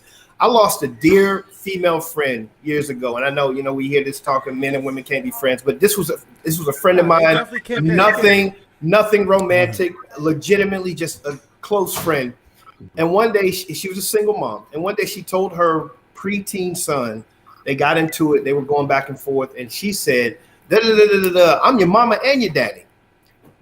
And I said, I needed to not say it in that moment. I was wrong for that, but I wasn't wrong for what I said. I said to her in that moment, and I shouldn't have said it in front of him. I should have said it when he was not around. But I said, you're not his daddy because you can't be his daddy. So You're not. And then of course she took that how she took it, and I needed to handle it a little bit better than I did, but it was just reactionary because I've grown so weary of hearing women say that, because you are not his daddy. And here's the other piece. You can't even begin to be his daddy. You are his mama, and that's your role. And if daddy ain't around, then daddy ain't around, but you are not his daddy. And go into what Finn said, the role of the man cannot be minimized. It cannot, period. And that's where if the dad isn't around, or the daddy isn't around, to quote you, that's where you augment that either with a step or with mentors and strong positive men such as pastors, teachers, and etc. All that's important. Like, if your kid don't have it, mom can't be dad. But those men, that's not her role.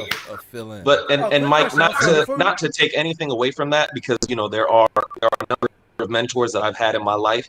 But to a degree, that cannot supplement the role of a father. Oh, definitely. I would just say more so than the mom trying to be both.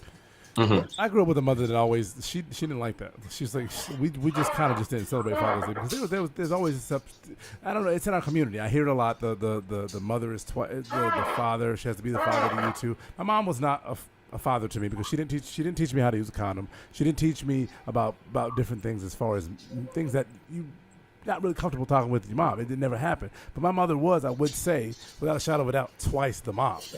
So I didn't have a father around. I had father figures. I didn't have my father in my household living with me. I had a stepdad that was not a good stepdad for me. My mother was just twice the mom. She wasn't a mom and a dad to me. She was just twice the mom, and I had to fill in the blanks with all my other male figures. I just want to put that out there because you can still be twice the mom. Of course. Agreed. I think we all agree that salute to the mothers who had to go extra hard because the dad was absent. And fuck the dads who was absent if they just chose that to be the choice. But the point was that mom can't be a man. She's never been a man. She don't know how to be a man. And that presence piece is huge, fellas. That presence piece is huge. And I'm going to give you another equation. Like, my dad was there, but my dad had a lot of issues. And, God bless him. I love my pops, but he had a lot of issues. And while he was there, a lot of times he really wasn't there. He was over here. He was doing that. He was doing this. He was doing that. He was, I won't go into our personal business, but he could have definitely done a much better job. But he was there, and I'm gonna tell you something. Even that makes a difference. I mean, that's how important that role is. You know what I mean? I have a question for you, Mr. Woody. Well, you've kind of answered already. I was going to ask you both: were your fathers active in your lives, and if they were not, did you guys have bonus fathers? It was like stepfathers when I say bonus fathers. So my father was definitely there, and I give him all the props in the world because I grow weary of these guys. When you hear people say, "Oh, I did it on my own," no, nobody did it on their own. Everybody had somebody to help them, and my dad was there. with all due respect, he was there. That my mom and dad were married 48 years, I think, before my father passed away. 48 But, years. Congrats to them. 48. But my dad was a wayward man. These are just the facts. He was a wayward man, and it was what it was. And so was he there? Could it have looked differently and possibly better? Yes. But this just goes to the point that he was there. Like I didn't grow up wondering where my father was. Now I did grow up seeing some things I shouldn't have seen. I did grow up realizing that, when I became a man, like, oh, wow. I seen Harlem Nights too. Like you grew up in Harlem Nights type situation. But I thought about I did become a grown man and realize, like, oh wow, he had me sitting outside an old girl's house. That was not you know what I mean? That kind of thing. You know what I mean? Absolutely. That kind of thing. Yes, sir. So but here's the thing. He was there. Like when my sophomore year of college, when I was on my way home, because the money had run out. Yes, sir. The money had run out. And, again, is this good fathering, good parenting? You do what you want with it. But my pops had $500 in his pocket.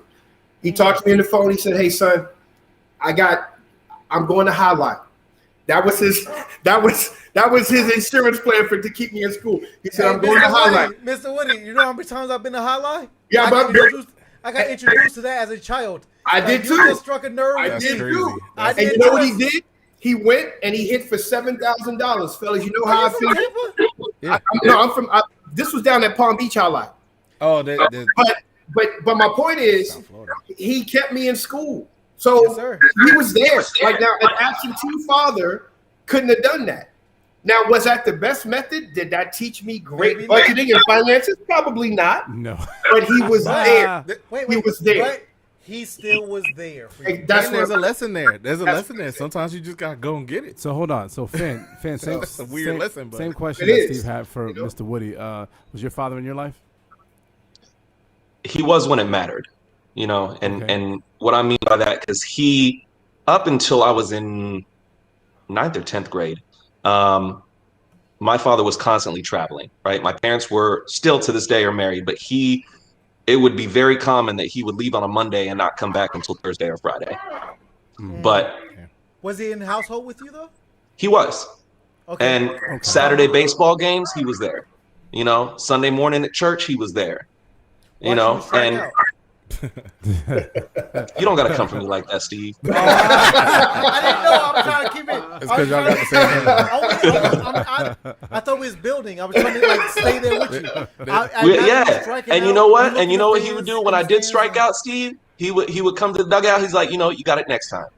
See, okay, I'm following. Right. Yeah. Right. And so, and growing up, and it really wasn't until I had kids that because there was so much, resentment that I would hold on to as a kid about like, oh, well, he wasn't around as much as he could have been. Now that I have kids, now that I work as much as I do, I can definitely understand that. But one of the things that I carried with me into fatherhood is I never want to have a job that takes me away as much as his did.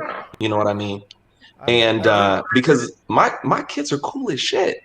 They really are. Facts. You know what I mean? Dope. And they are. And as much as they drive me crazy, like I rush home from work to just kick it with them. That's it. That's let me get a couple hours in before y'all go to bed.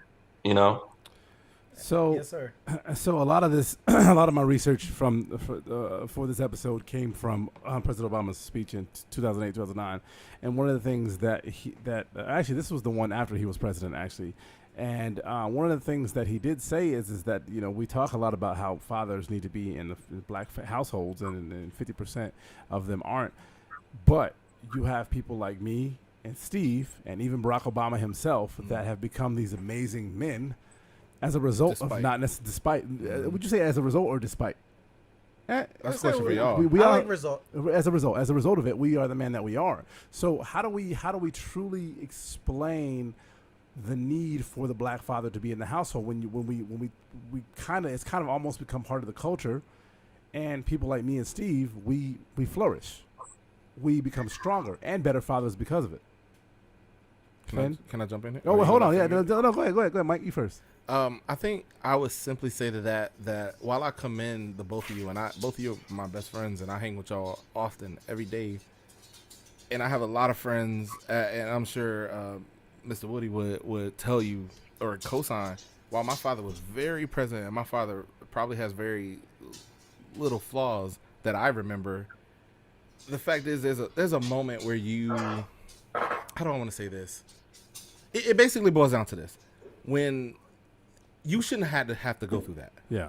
And while I commend you for making it through that obstacle course of life and what it takes to be a black man in America, to get to the point where you could be a great father to your kid, like I see the both of you doing, and I'm sure the both of you two are doing too, you shouldn't have to go through that without that male figure above you. So what I would say, like Steve said, as a result, you two get the awards, but the men should just be present. We shouldn't allow men to be absent. And even though, like, it's like, well, I was only absent to make you stronger. Like, that shouldn't be the sentiment. So hold your thought, Finn, because I'm coming to you next with Steve. I saw you were kind of. Because I do agree. I understand what Mike is saying, but where I would counter is sometimes it is what it is, and I had to go through that, so my son don't got to go through that. Right. So I appreciated my whole entire journey, like everything that I turned out at least what I think, and my therapist telling me I'm fine. Yeah. I turned out just fine, but I went through that, so my son and my bonus son doesn't have to go through that. Exactly. I want to mentor them. Yes. Like life happens, and then you just gotta roll with the punches. Oh, yeah. I can't. I came from a place. I'm an '80s baby, so that means my father was a product of everything. And everything we said earlier. I don't know if Finn and Mr. Woody heard earlier, but I was explaining how the Reagan era worked. Right. For my father. I would love to hear, whether it's now or like later off air, Mr. Woody's stories of the 80s and Reagan era, because it worked great for my pops. But I'm sorry, he fell for the trap. Like, Right. it happened. So do I fault him? He's like, Yes and no. Only because I say yes because you have free will. You can still say no. You can control your own shit. But if you don't know, you don't know. But I say no Yeah. because if you don't know, you don't know. You think you partying, you think you're having fun, let alone you're destroying your life and family. So anyways, neither here nor there. I needed to go through that so my son doesn't. So Yep. my situation's, and I don't know if Steve is. I'm not gonna put his business out there, but I will talk about mine. My father wasn't in my life because of the criminal justice system, and I don't normally talk about this on the air because it's a personal business, but I'll put it out there. It's an episode about fatherhood. So my father is involuntarily not in my household, but I have a bit of a painting about who he is as a man, and I don't think he's a bad man, but I think that he might have just been a flawed man, and I still have love for him, but I don't know the impact that might have been. So Woody, you talked about it before. Your father was there, and you saw some things that you might not have should have seen, but I don't really know what the hell I could have seen. You know what I'm saying? I have no clue Right. what my life would have been like given that situation. So it's kind of one of those things where I'm like, I am kind of. My mom always told me your path is your path, and things happen to you for a reason. I grew up very religious, and I have faith in God and all that good stuff. So I don't tend to do the what ifs, but I do have to kind of think about that question though. Because culturally, the 80% of households without black fathers in them has kind of become part of our culture, which is kind of crazy because when you go back to the part when we were kings and queens, and it was such a big deal, and pharaohs ruling countries, I mean, in this big, massive culture of people who were just so deeply rooted in the hierarchy of family, to now be reduced to 50% of men in a household, it's kind of crazy. But I go back to what Steve said. You know, I went through it so that I don't have a birth son. I have a white son, so it's a little bit different. But he does get the benefit of being raised by a black man. So hopefully that some of the lessons that he'll learn when he's an adult, that he'll be able to pass on to his And children. you're present. You're present. I am present. I am. You know here. what I mean? Like That's you've one of shifted that generational you've shifted that generational consequence, Claude. See that, and that's the other thing that you all got to realize. Like you're giving your sons no way out. They have no excuse. Right. If they grow up and decide to do the wrong thing by their kids, you can look them square in their face and say, "That's not what I taught you. I gave you a better example than that." And you know what? You're probably not going to have to do that because you've given them that example, because this is what they know. All my son knows is to be there for your wife and be there for your kids. And if this is your scenario, you take care of business. That's what he knows. So for him, that's normal. And you all have normalized that for your boys. And that's the difference. That's the difference of being there versus not being there. Mr. Woody, you said something earlier that I just want to commend you for it because and I really don't want to stay here because this will be a whole different topic podcast. But the fact that you said you're there for your husband first and the father second. I heard that too. Oh, not enough. I heard that too. Like a lot of women don't realize the man should come first and the children. People get that so wrong, Steve. People and I turn a lot of people off with the way I talk, man. So you got to forgive me. I hope it don't cost you any listeners. But the bottom line is, if you're a spouse, we would cost the listeners. If you're a spouse first. You're a spouse first. Now now I know some of the mothers because if y'all aren't good. You know, exactly. And I don't mean to cut you off. No, you're good, Finn. Go ahead. You know, again, like I said earlier, you know, husband and wife, y'all operate as a unit. So if y'all aren't good, what kind of example then can you set for your kids? You know, if y'all aren't in a good place, if y'all aren't leading the family, you know, or in a place where you can lead the family, in a place of cohesiveness, you know, to set an example for your kids. Yep. And it's crazy. So y'all think this is funny, and Woody, you might be able to chime in on this because this is from your era. But I grew up. My grandfather. He's like 37. Oh no, yeah, he's like 37. My grandfather. Y'all are too kind. I do not run from my age. I'm 48 years old, gentlemen. Thank you. Actually, you might not know this, but there's a song by the OJs called "Family Reunion." Yeah, I know it well. I know it well. Like many of their songs. Mr. Woody don't know. He knows. He knows. He might have wrote that record. I bet he wrote that record. On that record. So like I produced it. I was on the board. So like many records in the 1970s, 80s, and 90s, there was a point in that song where they start speaking, and I think it was Gerald Levert's dad that basically starts saying, he goes, the father is the head of the household, and the mother supports the father. The father is not domineering, not demanding, but they're to support the mother to raise the children. The father supports the daughter because the daughter imitates the mother, and the son imitates the father. So everything goes back to the father. And so it's the craziest thing. So that was some of the first. So as a kid growing up without a father, hearing that song all the time, and not to like the fucking oh wow, I just dropped the F-bomb. That is okay. It was our show. The amazing hook on that song and the bass in the background is just a well produced song. But that point, just kind of as a kid without a father, hearing that just kind of reinforced my thoughts on family. So even though I didn't necessarily have my dad in the household, there was a lot of things influencing. That's another example. Yep. So and I do have to give credit to my mother because that song was playing because of her. But it kind of it's crazy, right? Where we get these ideals about fatherhood. And I say this to say this because we did have a show about media last time. Do y'all think? Because I asked Steve and Mike this. Are the perceptions on us as black fathers changing? Is it changing? Is it different? Because we had our Bills and Heathcliffs. We won't say Bill. We had our Heathcliffs Huxtables. We had our Uncle Phils. We had we had our Al Rokers and all the people in media. Carl Winslow's. Carl Winslow. That's my favorite, actually. Uncle Phil? Mm-hmm. Carl Winslow over Uncle Phil. Carl Winslow does not get enough credit for his role. He doesn't because he was blue collar. That's crazy. And Carl Winslow, Finn, I'm so glad Finn said that because Carl Winslow does not get enough credit for his black father role, and he honestly, for me personally, he definitely helped raise me. Right. He did. You're right about the blue collar. Hold on. Can we settle this though, real quick? Everybody around the room, real quick, before we get back to the topic. Carl Winslow or Uncle Phil? Woody. I'll go. Because of how I grew up, I'm live and direct from the hood, Claude. So I would be more with Carl Winslow. Okay, Finn. I'm gonna go Carl Winslow too, but only because they had a full. I think I'm out. Wait, Finn. Go, Finn.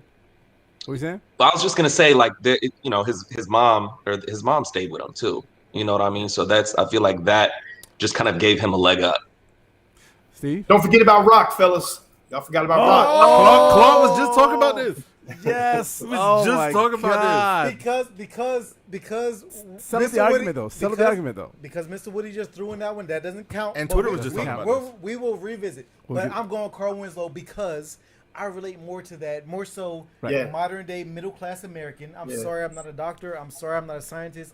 I'm not a Huxtable. Right. I am a Carl Winslow. I don't live in Bel Air. I do not live in Bel Air. So I'm Carl Winslow as well, Mike. That's crazy. So as a Carl Winslow lookalike and somebody that y'all put this joke on me many times. And you went to the police academy. Yeah, and even from a police family, essentially, I'm going Uncle Phil. Of course you would. Just Uncle Phil. Uncle Phil wasn't in Die Hard. I also bet, I also bet Mike. Hey, I bet Uncle Mike- Phil did keep it real. Now Uncle Phil was dropped gutter. gems. Uncle Phil was gutter. Hey, I'm going to make the argument that Will brought the realness out of Uncle Phil. Agreed. You know, Agreed. He had to because he had to deal with it. yes, He we had to deal with do. it. In the first season, Uncle Phil, you don't remember him talking about like they were sitting around the living room and he's like, "Oh, listen to this one classical jam. Listen when the violins come in." And Aunt Viv calls him out and she's like, "When I met you, you were into James Finn Brown." is correct, but Finn is also an actor. He feels different. Let's keep it with Black. We're going to Mike, you feeling I had to good? ask this Don't question let him though have it. because it was about it's a depictions rebuttal to of my black shit. fathers in the media. We talked about this last week. It was depictions of black fathers in the media, and we have to Black keep fathers that in media. keep it real. It's media, it's television, it ain't real. But I was thinking about these are shows that were on at the exact same time, right around the same time issue. And you have a black family, and then two black families, but one is blue collar ish. I think Harriet was a housewife. Eventually, she got a job, and Aunt Viv was a professor, but mostly a housewife. And Phil was a rich judge in Bel Air. So it's two juxtaposing households, and it's crazy that the majority basically ruled for Carl Winslow. They both. Hey, but never represent- forget how Uncle Phil went to the pool hall and got Will's money back. Right. Don't ever Yeah. forget that. Right, Don't right. forget But they that. both do represent us quite well. But I do that. they do, and I don't want to stay here long. I just want to simply say that both are necessary, and while I'm sure we all agree in this United Nations of black men that they're both necessary, I think the aspiration to be an Uncle Phil is something that a lot of people should strive to. I'm not saying you shouldn't be blue collar because some people. My father was literally a cop, and my brother is a cop. Like those exist. And while Traitors. both are dope, if I had to pick, I'm talking about the loftier aspiration and somebody who raised a kid. Like, I guess maybe I felt like a kid from the hood who moved out of the hood at some point. And you should have, honestly, literally, I'm just into this. You should have both. I love the fact that I got all the street smarts I got, and I love the book smarts I got. And I need them both. And I felt like Fresh Prince got a better lesson in that than the family over at Family Matters. Steve, would you Having agree? both equips us to take our kids where we need to take our That's kids. crazy. And that's how I raised my son. Yeah, absolutely. So it's crazy that I only brought this up because it was I'm glad we stumbled on that. It was a small footnote on my because I wanted to bring it back up again because we didn't get to talk about it very much in our last episode. But there's a thing in here because I not having a father in present because I have to literally just kind of got to say this. My brother's 10 years older than me. He was a father figure to me. I love him. I love him to death. I don't say it enough. Even though we're 10 years apart, we do have a lot of things not in common because we're literally 10 years apart. But he was a father figure to me. He still continues to keep my shit straight because I do look up to him. My uncle Steve, my uncle Wayman that's passed on. So I have a lot of father figures in my life that I looked up to, but because I was a child of the media and I love television, and my mom was busy, and so I had literally put me in front of the TV to kind of get me to chill out. I saw a lot of what I wanted to be in TV, and I almost felt like a bit of a betrayal when Bill went through his shit. But I almost kind of like I still have this thing where how I see myself in the media or how I see what I want to be in the media has kind of shaped me. I wanted 5 kids at one point, to be a doctor and marry a lawyer. That dream kind of went out the air real quick. But you became flaccid. That's why. Chime in on that. Hey, we just went way left, man. We just went way left. Y'all don't know if y'all watched the show before. Steve's just coming for everybody tonight. What do our guests have to say about you becoming flaccid? I'm not flaccid. I'm just saying the way that I saw. So, Fan, I do want to ask you this, and then I'm gonna actually let me ask Woody first because he's on the main screen. Woody, because you are born in a different era than all of us here. Me. I'm a Fan, Steve, '70s baby. Yes, You are 70s. And I grew up in the crack era. So yes. Yeah. I would have to say, Finn, you probably born in the 80s, raised in the 90s ish, right? You're part of our That man crew was over here. born in the 90s. So, Woody, you're a little bit ahead of us. So, Sure. I just, the perceptions, not to get back on media, but drawing from, what did you draw for to have to develop yourself as a father? What did you draw from? Gotcha. So touching a little bit on what you said, Claude, I was also a latchkey kid, a Boys and Girls Club kid, at home, letting myself in the house and, watching TV, you know what I mean? So I saw a lot of that as well. But as far as drawing on what I want to be still, because I have a 10-year spread with my kids. I have a child who is going to be starting her first year of college in September. And I have a kid who's going into the 4th grade, and then I have a middle child, my only son, who's going into the 8th grade. So I have my wife and I have a serious spread, right? So I'm still, Woody, before you continue, Sure. I will be remiss if I didn't say this. Your wife is Coach Carmen Samuels, a friend of the show, a friend of social media. I had to say this. To your that wife. Was said to me and I missed it. I know this is not. I know this is not the Mother's Day show, but I have to still. I'll be remiss. Oh no! She's listen, man. That's my partner. Sorry, that's my partner. You gonna interrupt his dad's soliloquy? Nah. That's my partner in life, man. Back to you. Yeah, no doubt. But yeah, for sure, I'll tell you said that as well. But it's not only Claude is it pulling from what I needed to be and become a father, but what I'm still pulling from right now. And one of you gentlemen mentioned it. I don't remember who, but I'm real big on mentors, fellas. I'm real big on mentors. I'm real big on going, and not just anybody. Let me say that to anybody that's watching it, to y'all. Look, man, everybody wants to tell you how to do things, and everybody wants to coach you. Everybody's a life coach now. Everybody's a motivational speaker. Let me tell you something. Make sure that they've been successful at whatever it is they're trying to mentor you on. Because if they have not been, keep it. Oh. Did we lose him? Finn, jump in. We'll get him back.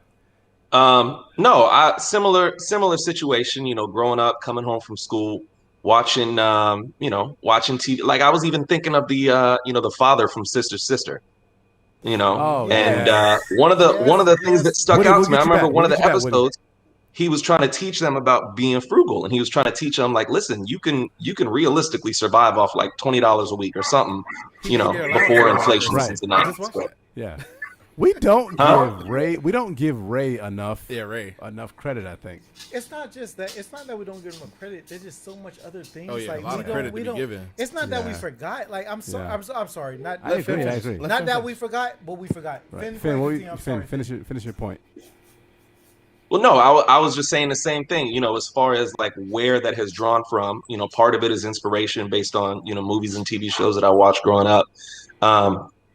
But the other part of it is, watching my father, when he was around, whether it was mistakes or successes that he made, and knowing, like recognizing, like chew the meat and spit out the bone type of thing, what I wanted to mimic, what I didn't want to mimic. Yeah. Understood. So and the example that a father sets, because kids, whether they vocalize it or not, kids see everything. They absorb everything. And so there is there's a story about two twin brothers, right? And one of them was alcoholic, the other one was sober, never dropped a touch of liquor in his life. And when somebody asked them why, they had the same answer. Growing up, my father was a drunk. That's the only thing I ever saw. So one of them said, that's not something I want for me. That's not something I want for my kids. The other one said, well, that's the only thing I've ever known. So that's who I am. Makes you clip that moment. Yeah. That's fire. That's fire. So what you're saying is one of them was on a Poro podcast. One of your sons? Am I Mike's twin? And the other one Whoa. was on a podcast. Yeah, I got you. Woody, we're going to get you back. Woody, thank you, Finn. Let's get Woody, finish your thought, please, sir. Yeah. I was right in the middle of my everything cut off on me. But so mentors are very important. And Finn made a great point. I always say I will never demonize my parents. Okay. My father needed to be way better. He did. He just did. But he also did the best he could with what he had. Right. So, like Finn said, I saw lots of things. I saw many things, and I could pick and choose. I have a brother closest to me in age who is doing 25 to life in prison. It was the same thing. I saw certain things and I knew, and truthfully, watching my brother kept me out of a lot of stuff because I knew, man, that's not what I want. I'm not. Because you're a wise man. And you know what they say, Mr. Woody? wise men learn from this mistake. of others. And Steve, that's a fact, Steve, because I grow so weary. I grow so weary of people saying, but I grow so weary of people saying, well, you learn from your mistakes. Okay, pause. Yes, you're an idiot if you don't learn from your mistakes. But you know what? I grew up in the crack era. I watched hand-to-hand deals happen. I watched what crack did to people. You know what? I learned from the crackhead's mistake. I didn't need to go smoke crack to see that wasn't a thing to do. So yes, learn from your mistakes, but don't be so naive as to believe that you can't look at somebody else and see what they do and know what not to do. Finn said it, just watching his dad. There were certain things he knew he wanted. There were certain things he didn't want to do. And I think that's a big part of it. So for me, it was mentors, and it was following the leadership of those that were doing it the way that I wanted to see it done. And let's be clear, fellas, I'm not a perfect dad. If you line my 3 kids up right now, the people that live with you know you're the best. They can tell you all of their dad's shortcomings, I'm sure. But I will promise you that every one of them will tell you unabashedly, unashamedly, that they love their father and he is there for them, period. And that's what matters. I would bet everything on that. I would bet the house on that. And am I perfect? No. I dropped the ball 2 days ago. I had to apologize to my son because I blew up at him. I'm not perfect. And we also, but you know what? That kind of transparency right there, if y'all don't mind just me piggybacking off of that, go ahead. That kind of transparency right there speaks volumes. Like, growing up, I could count on one hand how many times my father apologized to me, and I think, pride and hubris played a role in that. But that's, again, I said, you know what? When I make a mistake, I want my kids to see that transparency so that they understand I'm not perfect, that I'm trying, that I make mistakes. But, when that time comes, I can own up to it and I can apologize for it so that they can also have that same level of contrition. Absolutely, man. So as children of our culture, so young black, so fairly, we ain't dead. We in the middle, black men. We're fathers. Woody, I'm gonna get your opinion on this in a minute, but this is mostly for Finn.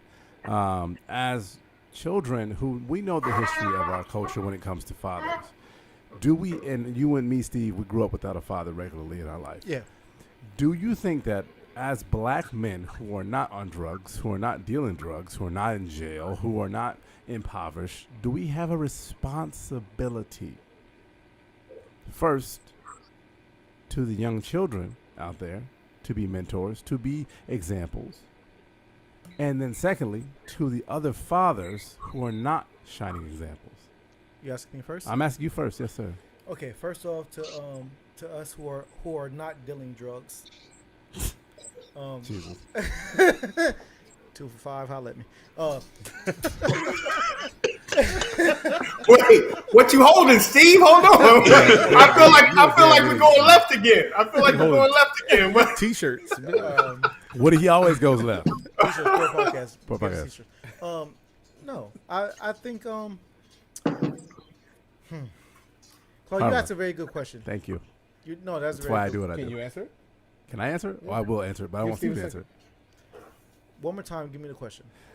Do we, as 2 parts, do Okay. we as successful black men, we know the situation of our culture, right? Mm-hmm. Given what your fatherhood was. Not even just given that, plus because y'all have fathers, all y'all have fathers, Right. Question. plus also knowing how our community is with the 50% fathers not in the households. Are we as successful black men responsible now for the children and the fathers? Do we have an obligation to them to either be a shining example or to kind of to give them to be sages, basically? We have we have a responsibility to be a shining example.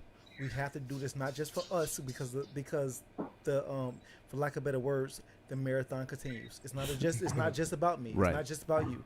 I need to do this for my child, and God forbid something happens to me tonight. You guys, my son, my bonus son, any child I have ever touched mentally and got through to, they need to continue this. So we got to move past just this. That's a great point. We need to, as collectively, as a whole, we need to prove and keep pushing forward, raising us, young black men and people of color, up. Because honestly, it's no longer the stigmatism of us not being there is no longer valid. It's not real. That's not true. We Right. are here. We do take care of our children. It is up to myself, Mike. You know what I tell you? Let me give you a quick example. I know I might be going off a tangent, No, but go let me ahead. rock. If I'm not around, my son's out here in these streets wilding. Any one of y'all on the screen, any one of you two sitting here right here with me right now, see my son out here in these streets doing some shit they should not do. Check him. Oh, that's our Lead yeah, him. absolutely. Let him know he's doing the wrong thing, and hopefully, he takes heed into what you guys are saying. It takes a village, and we Right. all need to raise each other's children. Us as black men in general, or people in general as a society, and help me raise mine. Like I will help you raise yours, and vice versa. And you guys with us right now, it's all collectively. So that's my answer. If that Mike? makes sense. No, that's definitely. Mike. I'm gonna tag in on Steve's point. He's absolutely right, and that's what Mr. Woody was saying. I believe strongly, wholeheartedly, all caps in mentors.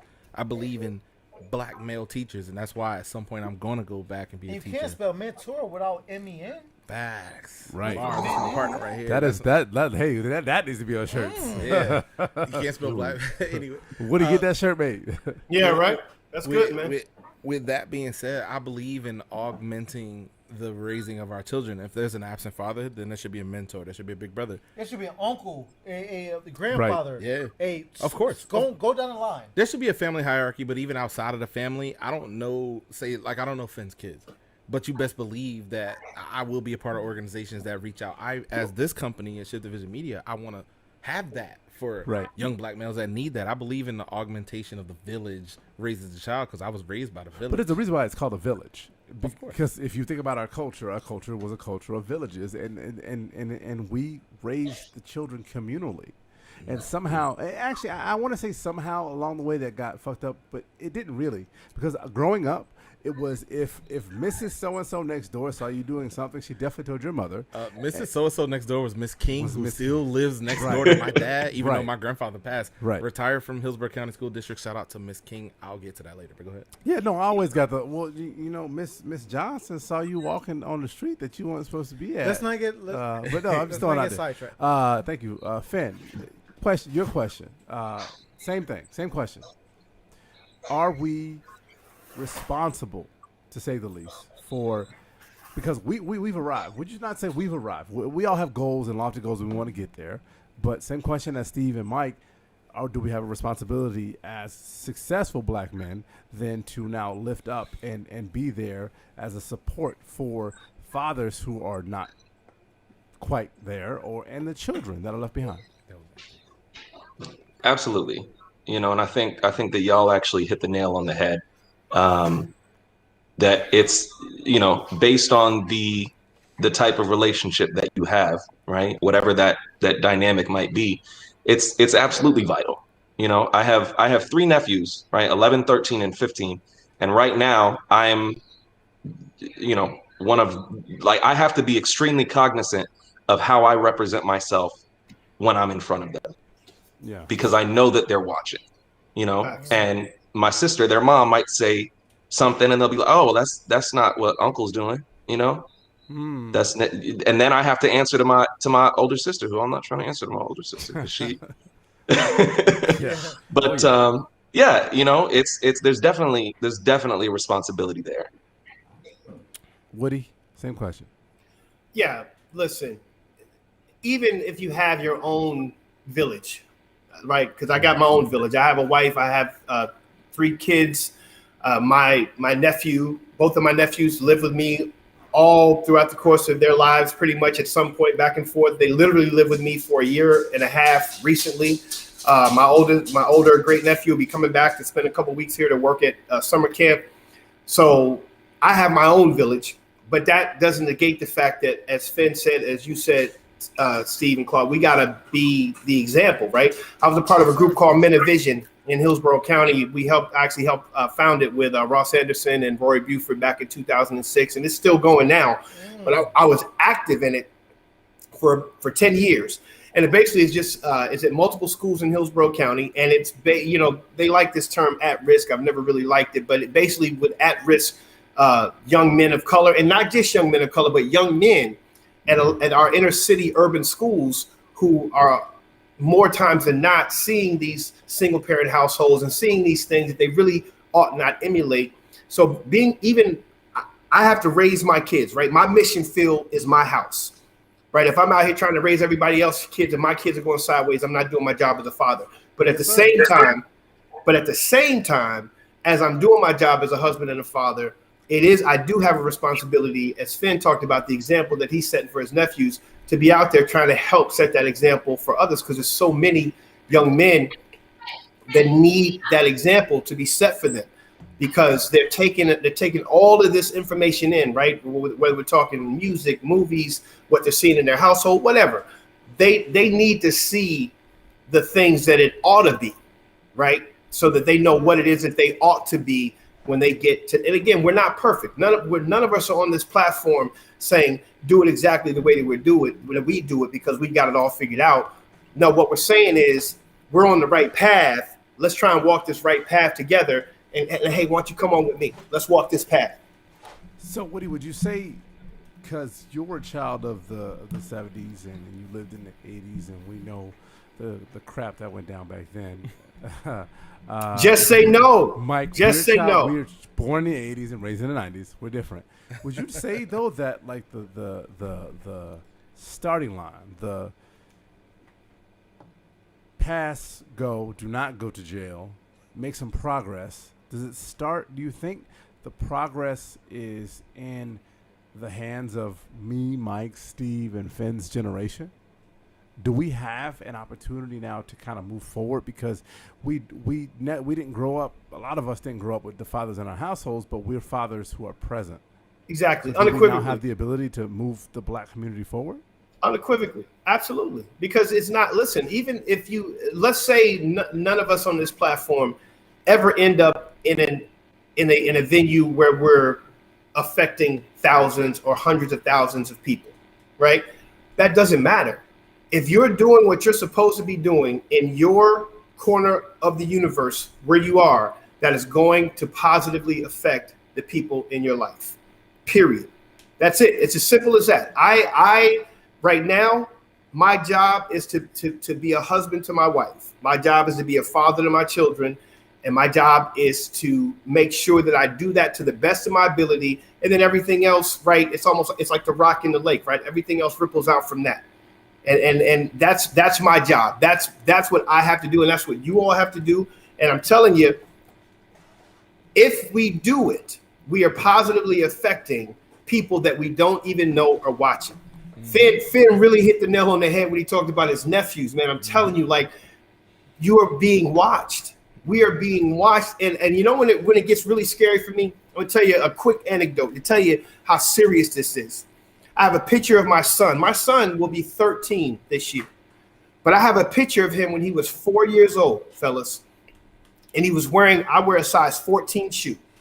He had his little 4-year-old feet in my size 14 shoes. And I looked at him and I laughed. I still have the picture. I took a picture of him. I said, Cam, what you doing, man? He said, Daddy, I'm walking in your shoes. Right? Let that marinate. Let that marinate. And I thought, oh my God. That's a bar. Right. He had no idea. And he went on to what he was doing. And what he pierced me when he said that. Because I thought he literally is walking in my shoes. So what am I going to show him? Am I going to be wayward? Am I going to run around on my wife? Am I going to, what is the lesson that I'm going to leave this young man who's walking in my shoes? And then what am I going to show my daughters? What am I going to show them about how a man should treat a woman? About how a man should treat his daughters? Like, what am I showing them? You know what I'm saying? And that's the kind of stuff that if we do those things that are right in front of us, we are going to positively affect everybody else around us. And it's going to be the ripple effect.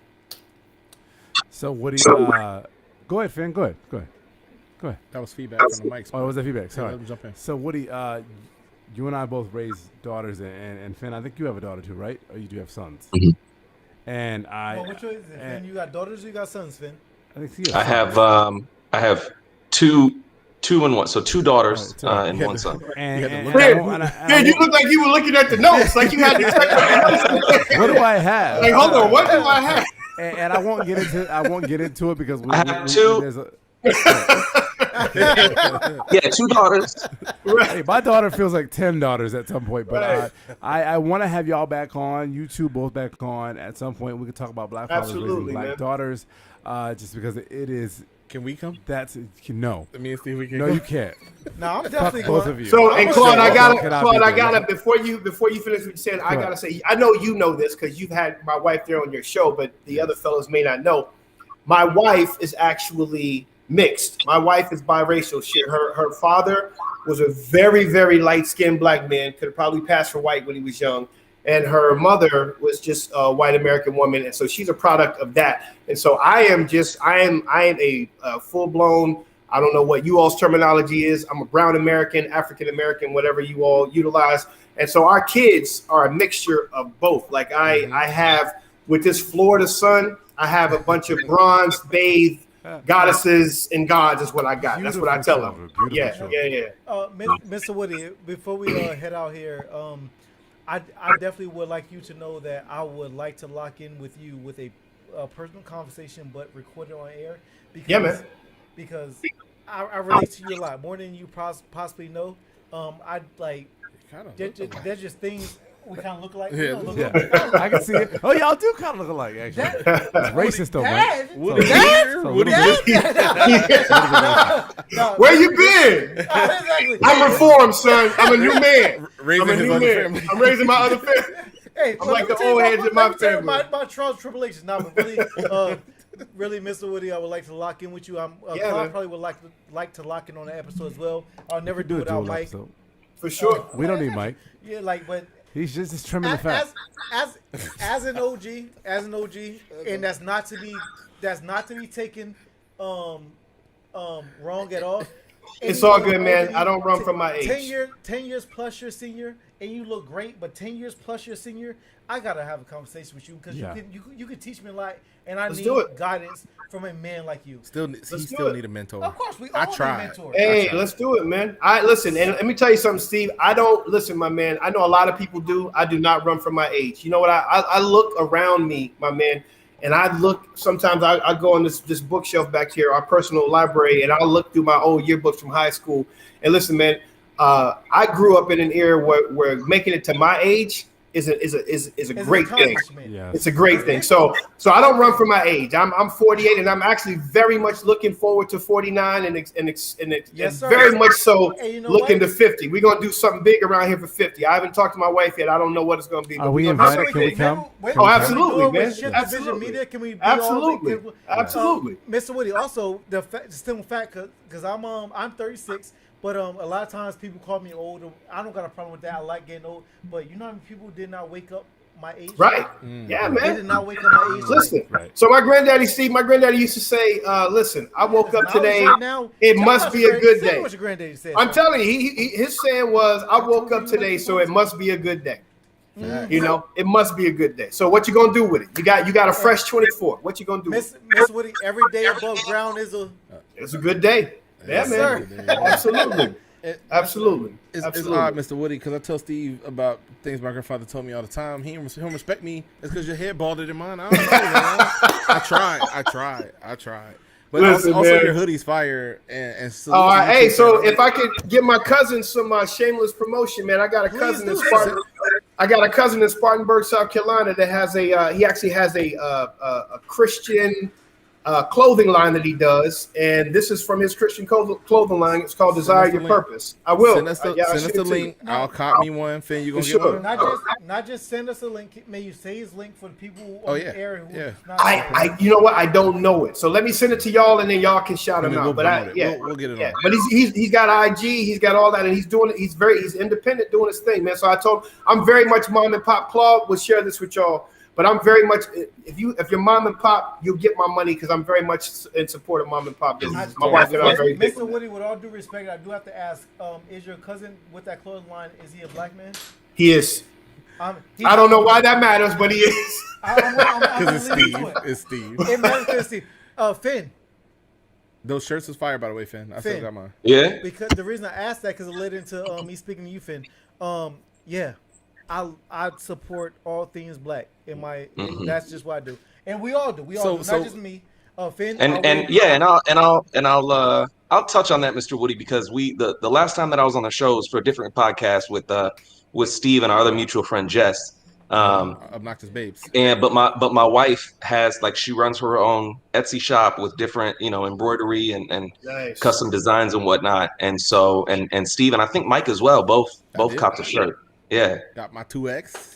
Finn, you know, Finn, Legalize melanin. Finn, I bought it immediately, and I believe I have a picture of me and my son in your shirt. Your son got one? Oh yeah. No, you and your son in the picture. I definitely put you gotta send that to me, man. You gotta send that to me. Chris would love to see that. I was actually at my son's performance neither here nor there because I want to focus on your brand and because I would like you to promote yourself as well. So that legalized melanin shirt, one of my favorite shirts ever. I wear it all the time, and honestly, I almost wore it tonight. But I didn't want to feel. Yeah, you want to play in. I didn't want to feel like I only wore it because you was on. Because I wear it regularly. But I didn't want to be like, oh, because Finn is on. Like, so I didn't do it. Hopefully. Well, now I feel like you haven't worn it yet. So yeah, I don't believe you. I got pictures. I don't believe you until you send the pictures. I got pictures. Right in this moment. Hey, I'll tell you, Finn, I wore mine in some strategic places where. Yeah, that was necessary, and I appreciate it. Thank you for nobody even shirt. Remotely you and your even wife wondering about you having to legalize melanin. Homie. Oh no! If melanin need to be legalized, it need to be legalized legalize over it here. for that motherfucker. Listen, hey, Juneteenth is legalized now, so yes, not quite that's yet. something. Almost. Joe still has to sign it. It's still need to buy the signature. Okay. If Joe, we haven't watched the news yet, so we've been. If Joe don't sign it, I'm live, flipping the table of this country. I know. So guys, I have to. I have to. Go ahead. No, go Finn ahead. never shout out to. That's what I was gonna say. Both of them need to shout out them. Woody already did. Woody did. Finn, shout out what people can find you. Unless you got more. Your brand. Go ahead, Finn. So it's actually my wife's brand, Crystal Rose Customs. So she does custom embroidery, custom shirt designs, cups, like money bags, things like that. Do y'all have anything going for Father's Day, maybe? No, she busy getting his gifts. Not right now. Well, she actually. So one of the other things that she started doing, she kind of took a little bit of a hiatus from that. Please promote and support her right now.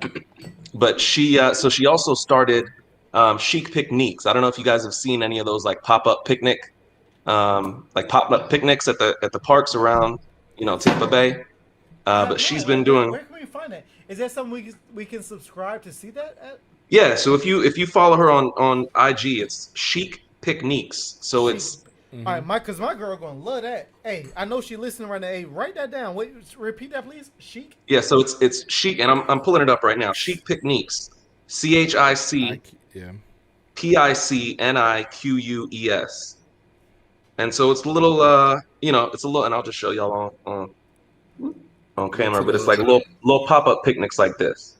Oh, that was good. Okay. And so like, I'm sorry. So real quick. So that's dope. You set those up for like dates. Like if I want to book y'all gonna set up for like a date and like a little like intimate time for me and my lady. Nice. Yeah. So you get for I think it's $100, and that's all her. I just do the heavy lifting. But for $100 you get 2 hours, and we'll set everything up for you. You get like a bottle of water, bottle of wine. Nice. And then like a small. Yeah, he'll be right. I'm sorry. Are you right there the whole time? Yeah. Well, I mean, we'll set everything up. We'll set everything up, and then we'll see y'all in 2 hours. I'm sorry. Go ahead, Finn. I'm sorry. Yeah. No. We set it up, and then it's just like we'll see y'all in 2 hours type of thing. Okay. So you walk away, and you can. I get left with what you guys set up for us. Correct. Yeah. I am definitely going to utilize your services. Unfortunately, she's probably listening right now, so yeah. It's already done. It's already locked in. If you listening, log out so we can talk. So okay, that's awesome, Finn. Please drop her information one more time because I'm definitely going to utilize that. Before.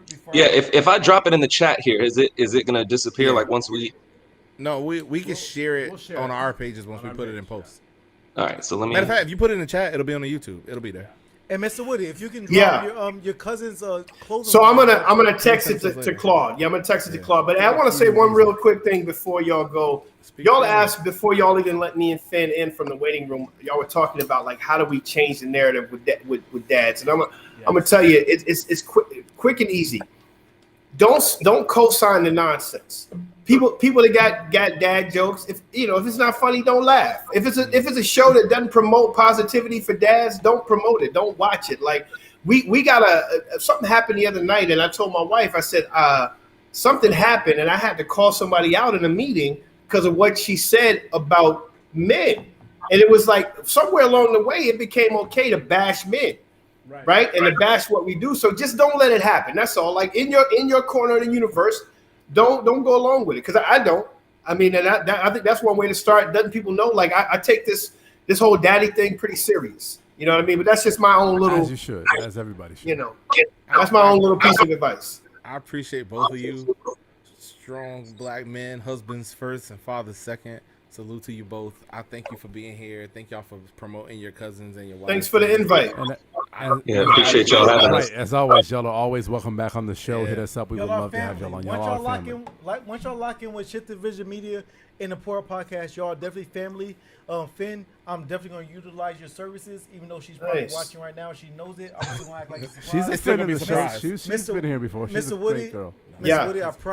Woody, I promise I'm going to support your cousin in his clothing. I appreciate it. Away from that, and Mike and Steve, y'all didn't take Claude's lead. I don't know if y'all noticed, but I'm gonna tell you, he never once called me Mr. Woody. He called me Woody, and that's what y'all need to call me, Woody. Just call me Woody. My mother won't allow it. You No, like just- a just- uncle to me, bro. You Just like call me Woody. Mr. Woody, would you like me to listen to you or listen to my mother? Hey, you know what? Woman, wait, Rick, she's a you black listen woman. to your Mr. mother. Woody, If your Mr. mother Woody. would have you call me Mr. Woody, then you run with Mr. Woody. My mother would have me call you It's all Mr. good. Woody. It's all good. Mr. Woody, pause, and what's your name and all that. Anyway. Well, and Claude is probably more, Claude is more comfortable because my wife and I, wifey and me did a show with Claude and his wife. Y'all kicked it. Yeah. Until we kick it in the same room, I would go ahead. Mr. Woody, pause. What's your name? This is wild. I would love to lock in with you. Man. An adult Most conversation definitely. between you and I. And Most definitely. when we speak, I promise you, you will just be Woody when we speak. Pause. Yeah. It's all good. We It's all will just good. because I think we'll be great. And also, it's not just me. I always gotta call in my backup. Yeah. My man that got me, Mike Lake. Y'all want to do a group chat? CP34. No. We're gonna do this in person and on. Oh, you talking about link? Yeah, because I would like to do this. I would love to have. Woody, a we will conversation. definitely man. 100%. Let's do it. I need Let's this. do it. We will bring you I into thought the somebody fold. texted You're already in the fold. I'm happy to be a My part, show, man. you Yep. know. But I have to say, Finn never been on your show. Finn, you listen, Finn. I tried to get Finn last week, but we couldn't. He was busy. Tell us about guys, Vegas, Finn. I have to say, 100%. It's been a pleasure can't. having y'all on the show. We're going in a month. Just It's one been a word. pleasure having y'all on the show. 100%. I'm gonna let y'all get back to your dad duties. All right, And man. we Thanks for the appreciate invite, y'all being fellas. shiny Yeah, with it. appreciate it all. 100%, guys. All the support and salute to you guys. Thank you, guys. All right, man. Y'all Thank you take for being on care. the podcast. Thank Thanks, you, Woody, y'all. and thank you, Finn. Have If y'all a want to great keep night. watching, listen, please. Please do. Please stay on, guys. Finn, you're gone. All right. So, guys, I fucks with both of them. Yeah, heavy. absolutely, 100%. So what I was doing off camera that nobody saw, and Steve kind of looked at me and said, "What did you make me? I don't want this whole thing. It's not so bad." Pause. Mine look a little darker, and I feel attacked. Well, so what this is, just to get into, so I told y'all last week or maybe a couple weeks ago that Shoot My Shot is getting evolved into a little segment that I like to call Drinks on Me. It'll be involving interviews and other bartenders around the Tampa Bay area and maybe beyond if we can get there. That's going to come up with some creative things. So actually, this is not from anybody local. This is actually something that Mike actually showed me. This is from America's favorite white boy, Chris. No, I almost said Chris Evans. The bodyguard dude. My wife's bodyguard. What's his name? Ryan Reynolds. Ryan Reynolds. Thank Yeah. you. The other. I saw this from a local radio station. We won't promote unless they pay us. We won't. So Ryan Reynolds came up with this. He actually is part owner of Aviation Gin, which give us a sponsorship. And so he actually went on and did this drink. It's in honor of Father's Day. It's called the Vasectomy. Fire, right? It is fire. It's actually 1 ounce cranberry, 3 ounce tonic, and a little splash of lemon juice, and 1.5 ounces of Aviation Gin. And I'll put that up on our website, guys, and our link. If you look on our IG that says drinks or shots, that's where we'll be. So it's actually once again it's 1 ounce of cranberry juice, 3 ounces of tonic, splash of lemon juice, and 1.5 ounces of aviation gin. Gentlemen, take a shot of the vasectomy, or take a swig of the vasectomy. I don't want to drink this. We ain't clink or nothing. Mm. We ain't clink or nothing. I can't clink on my right hand. Y'all gotta clink me. I'll drop this You're whole so damn inept. drink. I'm handicapped. Don't judge me. I think it's refreshing. It's a good little refreshing. It's a nice little pool drink. little pool drink. Yeah. Yeah, a little pool drink. Yeah. Little pink lemonade. Where you get the pink lemonade? Or No, you it makes it. You make it's cranberry and tonic? You make the pink lemonade. Yeah. Just get my See vagina what you- wet. Let's make this in the I pool. only thought that Steve was the one that could make your vagina wet. Why would he make my vagina Yo. wet? No. I'll make you some on Sunday. What's happening Sunday? Oh, Father's Day. Going to the pool. Oh, you gonna be with You want to come to the Oh, pool? where- You want to come to my pool? We'll go to the pool. We'll do the pool thing. Wow. We'll get the pool up. Well, you acting like it was a plan. We just had a We short just convo. literally like just this. thought about it was just a now. convo like Just this, now yeah. on the air. If it's on air, then I ain't got a problem with it. All right, gentlemen. So that's Drink Something, a.k.a. Shoot My Shot, guys. Steve don't want to see the books This again. drink is literally everywhere, but I will post it on our IG. You guys can find it. It is called the Vasectomy in honor of Father's Day, Vasectomy. guys. So that is the end of that segment, I maybe guys. got one more in me, and then I'm You gonna got do one more of these. Yeah, this is not like a, No, I a meant drink vasectomy. call. A vasectomy? Oh. Jesus. It's live or less. Let's call for alcohol. I wish I could see. Oh yeah, he's a get it. Yeah, get that's it. it. Get it on Get down. it. Get it, guys. Get it. Do your So, thing. who would like to go first for last call this I'm time gonna go- around? Michael? I feel like I want to go last. Oh, Jesus. I'll go first. What? You still dancing? The last call? It I was. got last call. There was I'm no- not- Will you continue dancing while I'm doing my last call? Keep going. Keep going. You can dance the whole call. All right, yes, do it. That's a challenge. So, guys, hey, last call. CP34 is last call. Real simple, guys. Black fathers out here, we're doing it, and doing it, and we're trying to get it He right. tired. He tired. I know. I can't get it. So, honestly, guys, this is our Father's Day episode, and this is a kind of an homage to Black fatherhood. As someone who did not necessarily grow up with their father in their household, it is important that we, as fathers in general, take care of each other and the children that are affected by us not being there. So, 100%. I appreciate and love the black fathers, even the asshole that's dancing behind me right now, because my friend group is a friend group of fathers that are not deadbeats and are not and happen to be black and are great fathers. And actually, I have to give a big ups to my white fathers out there too, because I have a lot of good ones that are there for their kids as well. So the idea, guys, is if you're gonna be a father, fatherhood does not start at conception. It's 18 years worth of agony, pain, and stress. But it's 100% worth it. So I'm gonna throw it to Steve so he can stop dancing now. Steve Cash Money, please give your last call. Steve Wait. Cash Money Bags, Bags. a.k.a. the Fitness Daddy, a.k.a. the Young Vampire. Oh, Best jeez. believe all them stories you hear about your boy running campfire. That's all I picture. Black fathers, we are important. We are needed. We are loved. Our children need us. Please, I beg of you, sirs, step up if you have not already. And if you have already, salute to you, both of them. And we are out. We're not out yet, Mike. I don't know what you did while doing this, but whatever. We're a little bit lit, y'all. Actually, this is a good episode. We got Well, some drinks in us. Thank y'all for supporting the pour up. I might be a little lit too. Yeah. I do want to say this. This conversation was on Black fatherhood, and I promise I'm actually be real for a moment. You haven't been real this whole time. I'm gonna be really 236 episodes, and you haven't been real until this exact moment. I've been real. I mean, in this moment, I'm not podcasting or nothing. Okay. And I just want to say that I salute the hell out of my dad. Yeah, I wish he could have been on. It- He don't like to be. It's a recording. Y'all, thing, he said get no. off me. Actually, he said You're not my no. goddamn daddy. He said no. I'm gonna uppercut you.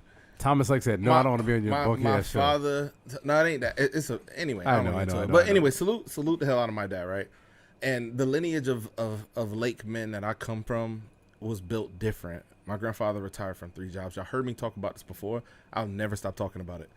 Retired from 3 jobs: as a teacher, as a funeral home worker, and as a pianist at the pianist at the AME, is Allen Temple AME Church in Ybor. You know the Pink Church is there. Yeah, I know it. He played there.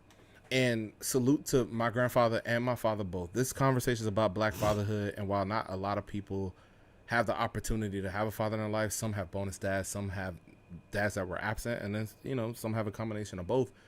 These men taught me how to man. They taught me how to be a man. And in this, the one thing that y'all heard me say before, and y'all hear me say it again, I'm doing the best rendition of mimicking my father I can do while raising my black son in this shit. And we didn't talk about this on the pod, but being a black man in America, probably one of the hardest jobs you could do because of the onslaught of nonsense that comes at us. You need a combination of knowledge and finesse and social skills and this and that and experience and degrees and money and all these other things. And these 2 men have literally taught me how to do that shit. Taught me how to run businesses, taught me how to, teach myself, self-taught, book smart. Grandfather went to BCC, Bethune-Cookman College before it was BCU. And there's a lot there. I've been blessed. I am more than grateful for these 2 men being in my life. That's not to shit or shun the women in my life, because salute to them too. But on my dad's side of the family, it was my grandfather and my dad. And I salute them both. And I even, why Steve over here playing, I'm going to tell my mom, but my father has even mentored to my friends, such as Steve, Jerry, and a few others, conversations. And yeah, even in the older, short time, yeah. But caught them at like young ages, mentored to the kids in Carver City, and shout out to us living on Granny Hubert. Men that are men show up time and again, not just for me, but for them. Even on top of having my dad, I had 100 mentors. I can name them from Pastor Lane to Mr. Gilliard, who taught me at Blake High School. It's something about the mentorship and the teacher and the tutelage of a black man that steers a black male on the right path, and even other males. And I personally, like I said a second ago in the episode, I will be going into teaching probably plus 50, plus 60 when I want to slow down and do some other things. Not math, though. whatever I get to teach, humanities, Africana studies, whatever it might be. But I'm amazing at math. But anyway, I do believe in mentorship, and Mr. Woody spoke on a male group that he was a part of. I personally have had recent conversations with 100 black men of Tampa Bay, and there's some things I'm going to be doing in terms of my personal volunteership and mentorship, but also I know Shift Division Media, if y'all don't know, it's a company that I'm trying to run and build up with the homies and my partners. We going to be doing something like that too. I believe it's important for us to teach us, and just like my father and his father before him, that's what we're going to do. So my last call is salute to them. Salute the black father. Salute to these black fathers sitting next to me. Yes, 100%. And salute to me being a black father too. And the conversations like the blackest father out there. The blackest father, but conversations I have with my son, even on the way out the door to come here, is just comical. And the way that we interact with each other is a different kind of relationship. His mother is an amazing mother, but she could never be me. And it's different when I stand next to my son and I see how he like literally look up to me, even though he's an inch taller than me. It's different, and I would never square up with my dad, and he would never square up with his, and that's just something that you can't teach. Be there for your sons, like we are, and our sons will be there like we are too, and our daughters. Be there for your kids, black fathers, and they'll be there for the world. And we already know that if we show up, then the game has changed. So, Mike Lake, who are you, sir? I am Mike Lake, a.k.a. Hillsboro Slim, and shout out to Mr. Woody for saluting this. I've never been ashamed of my age or shy from it. I'm 35, about to be 36. Salt and Pepper Beard Gang. I'm ready to be old and mentor and teach and do all that dope shit. I am Mike Lake. I'm already old. Yo, I'm not Hadador. I am CP34. Steve Cash Moneybags, a.k.a. The Vampire.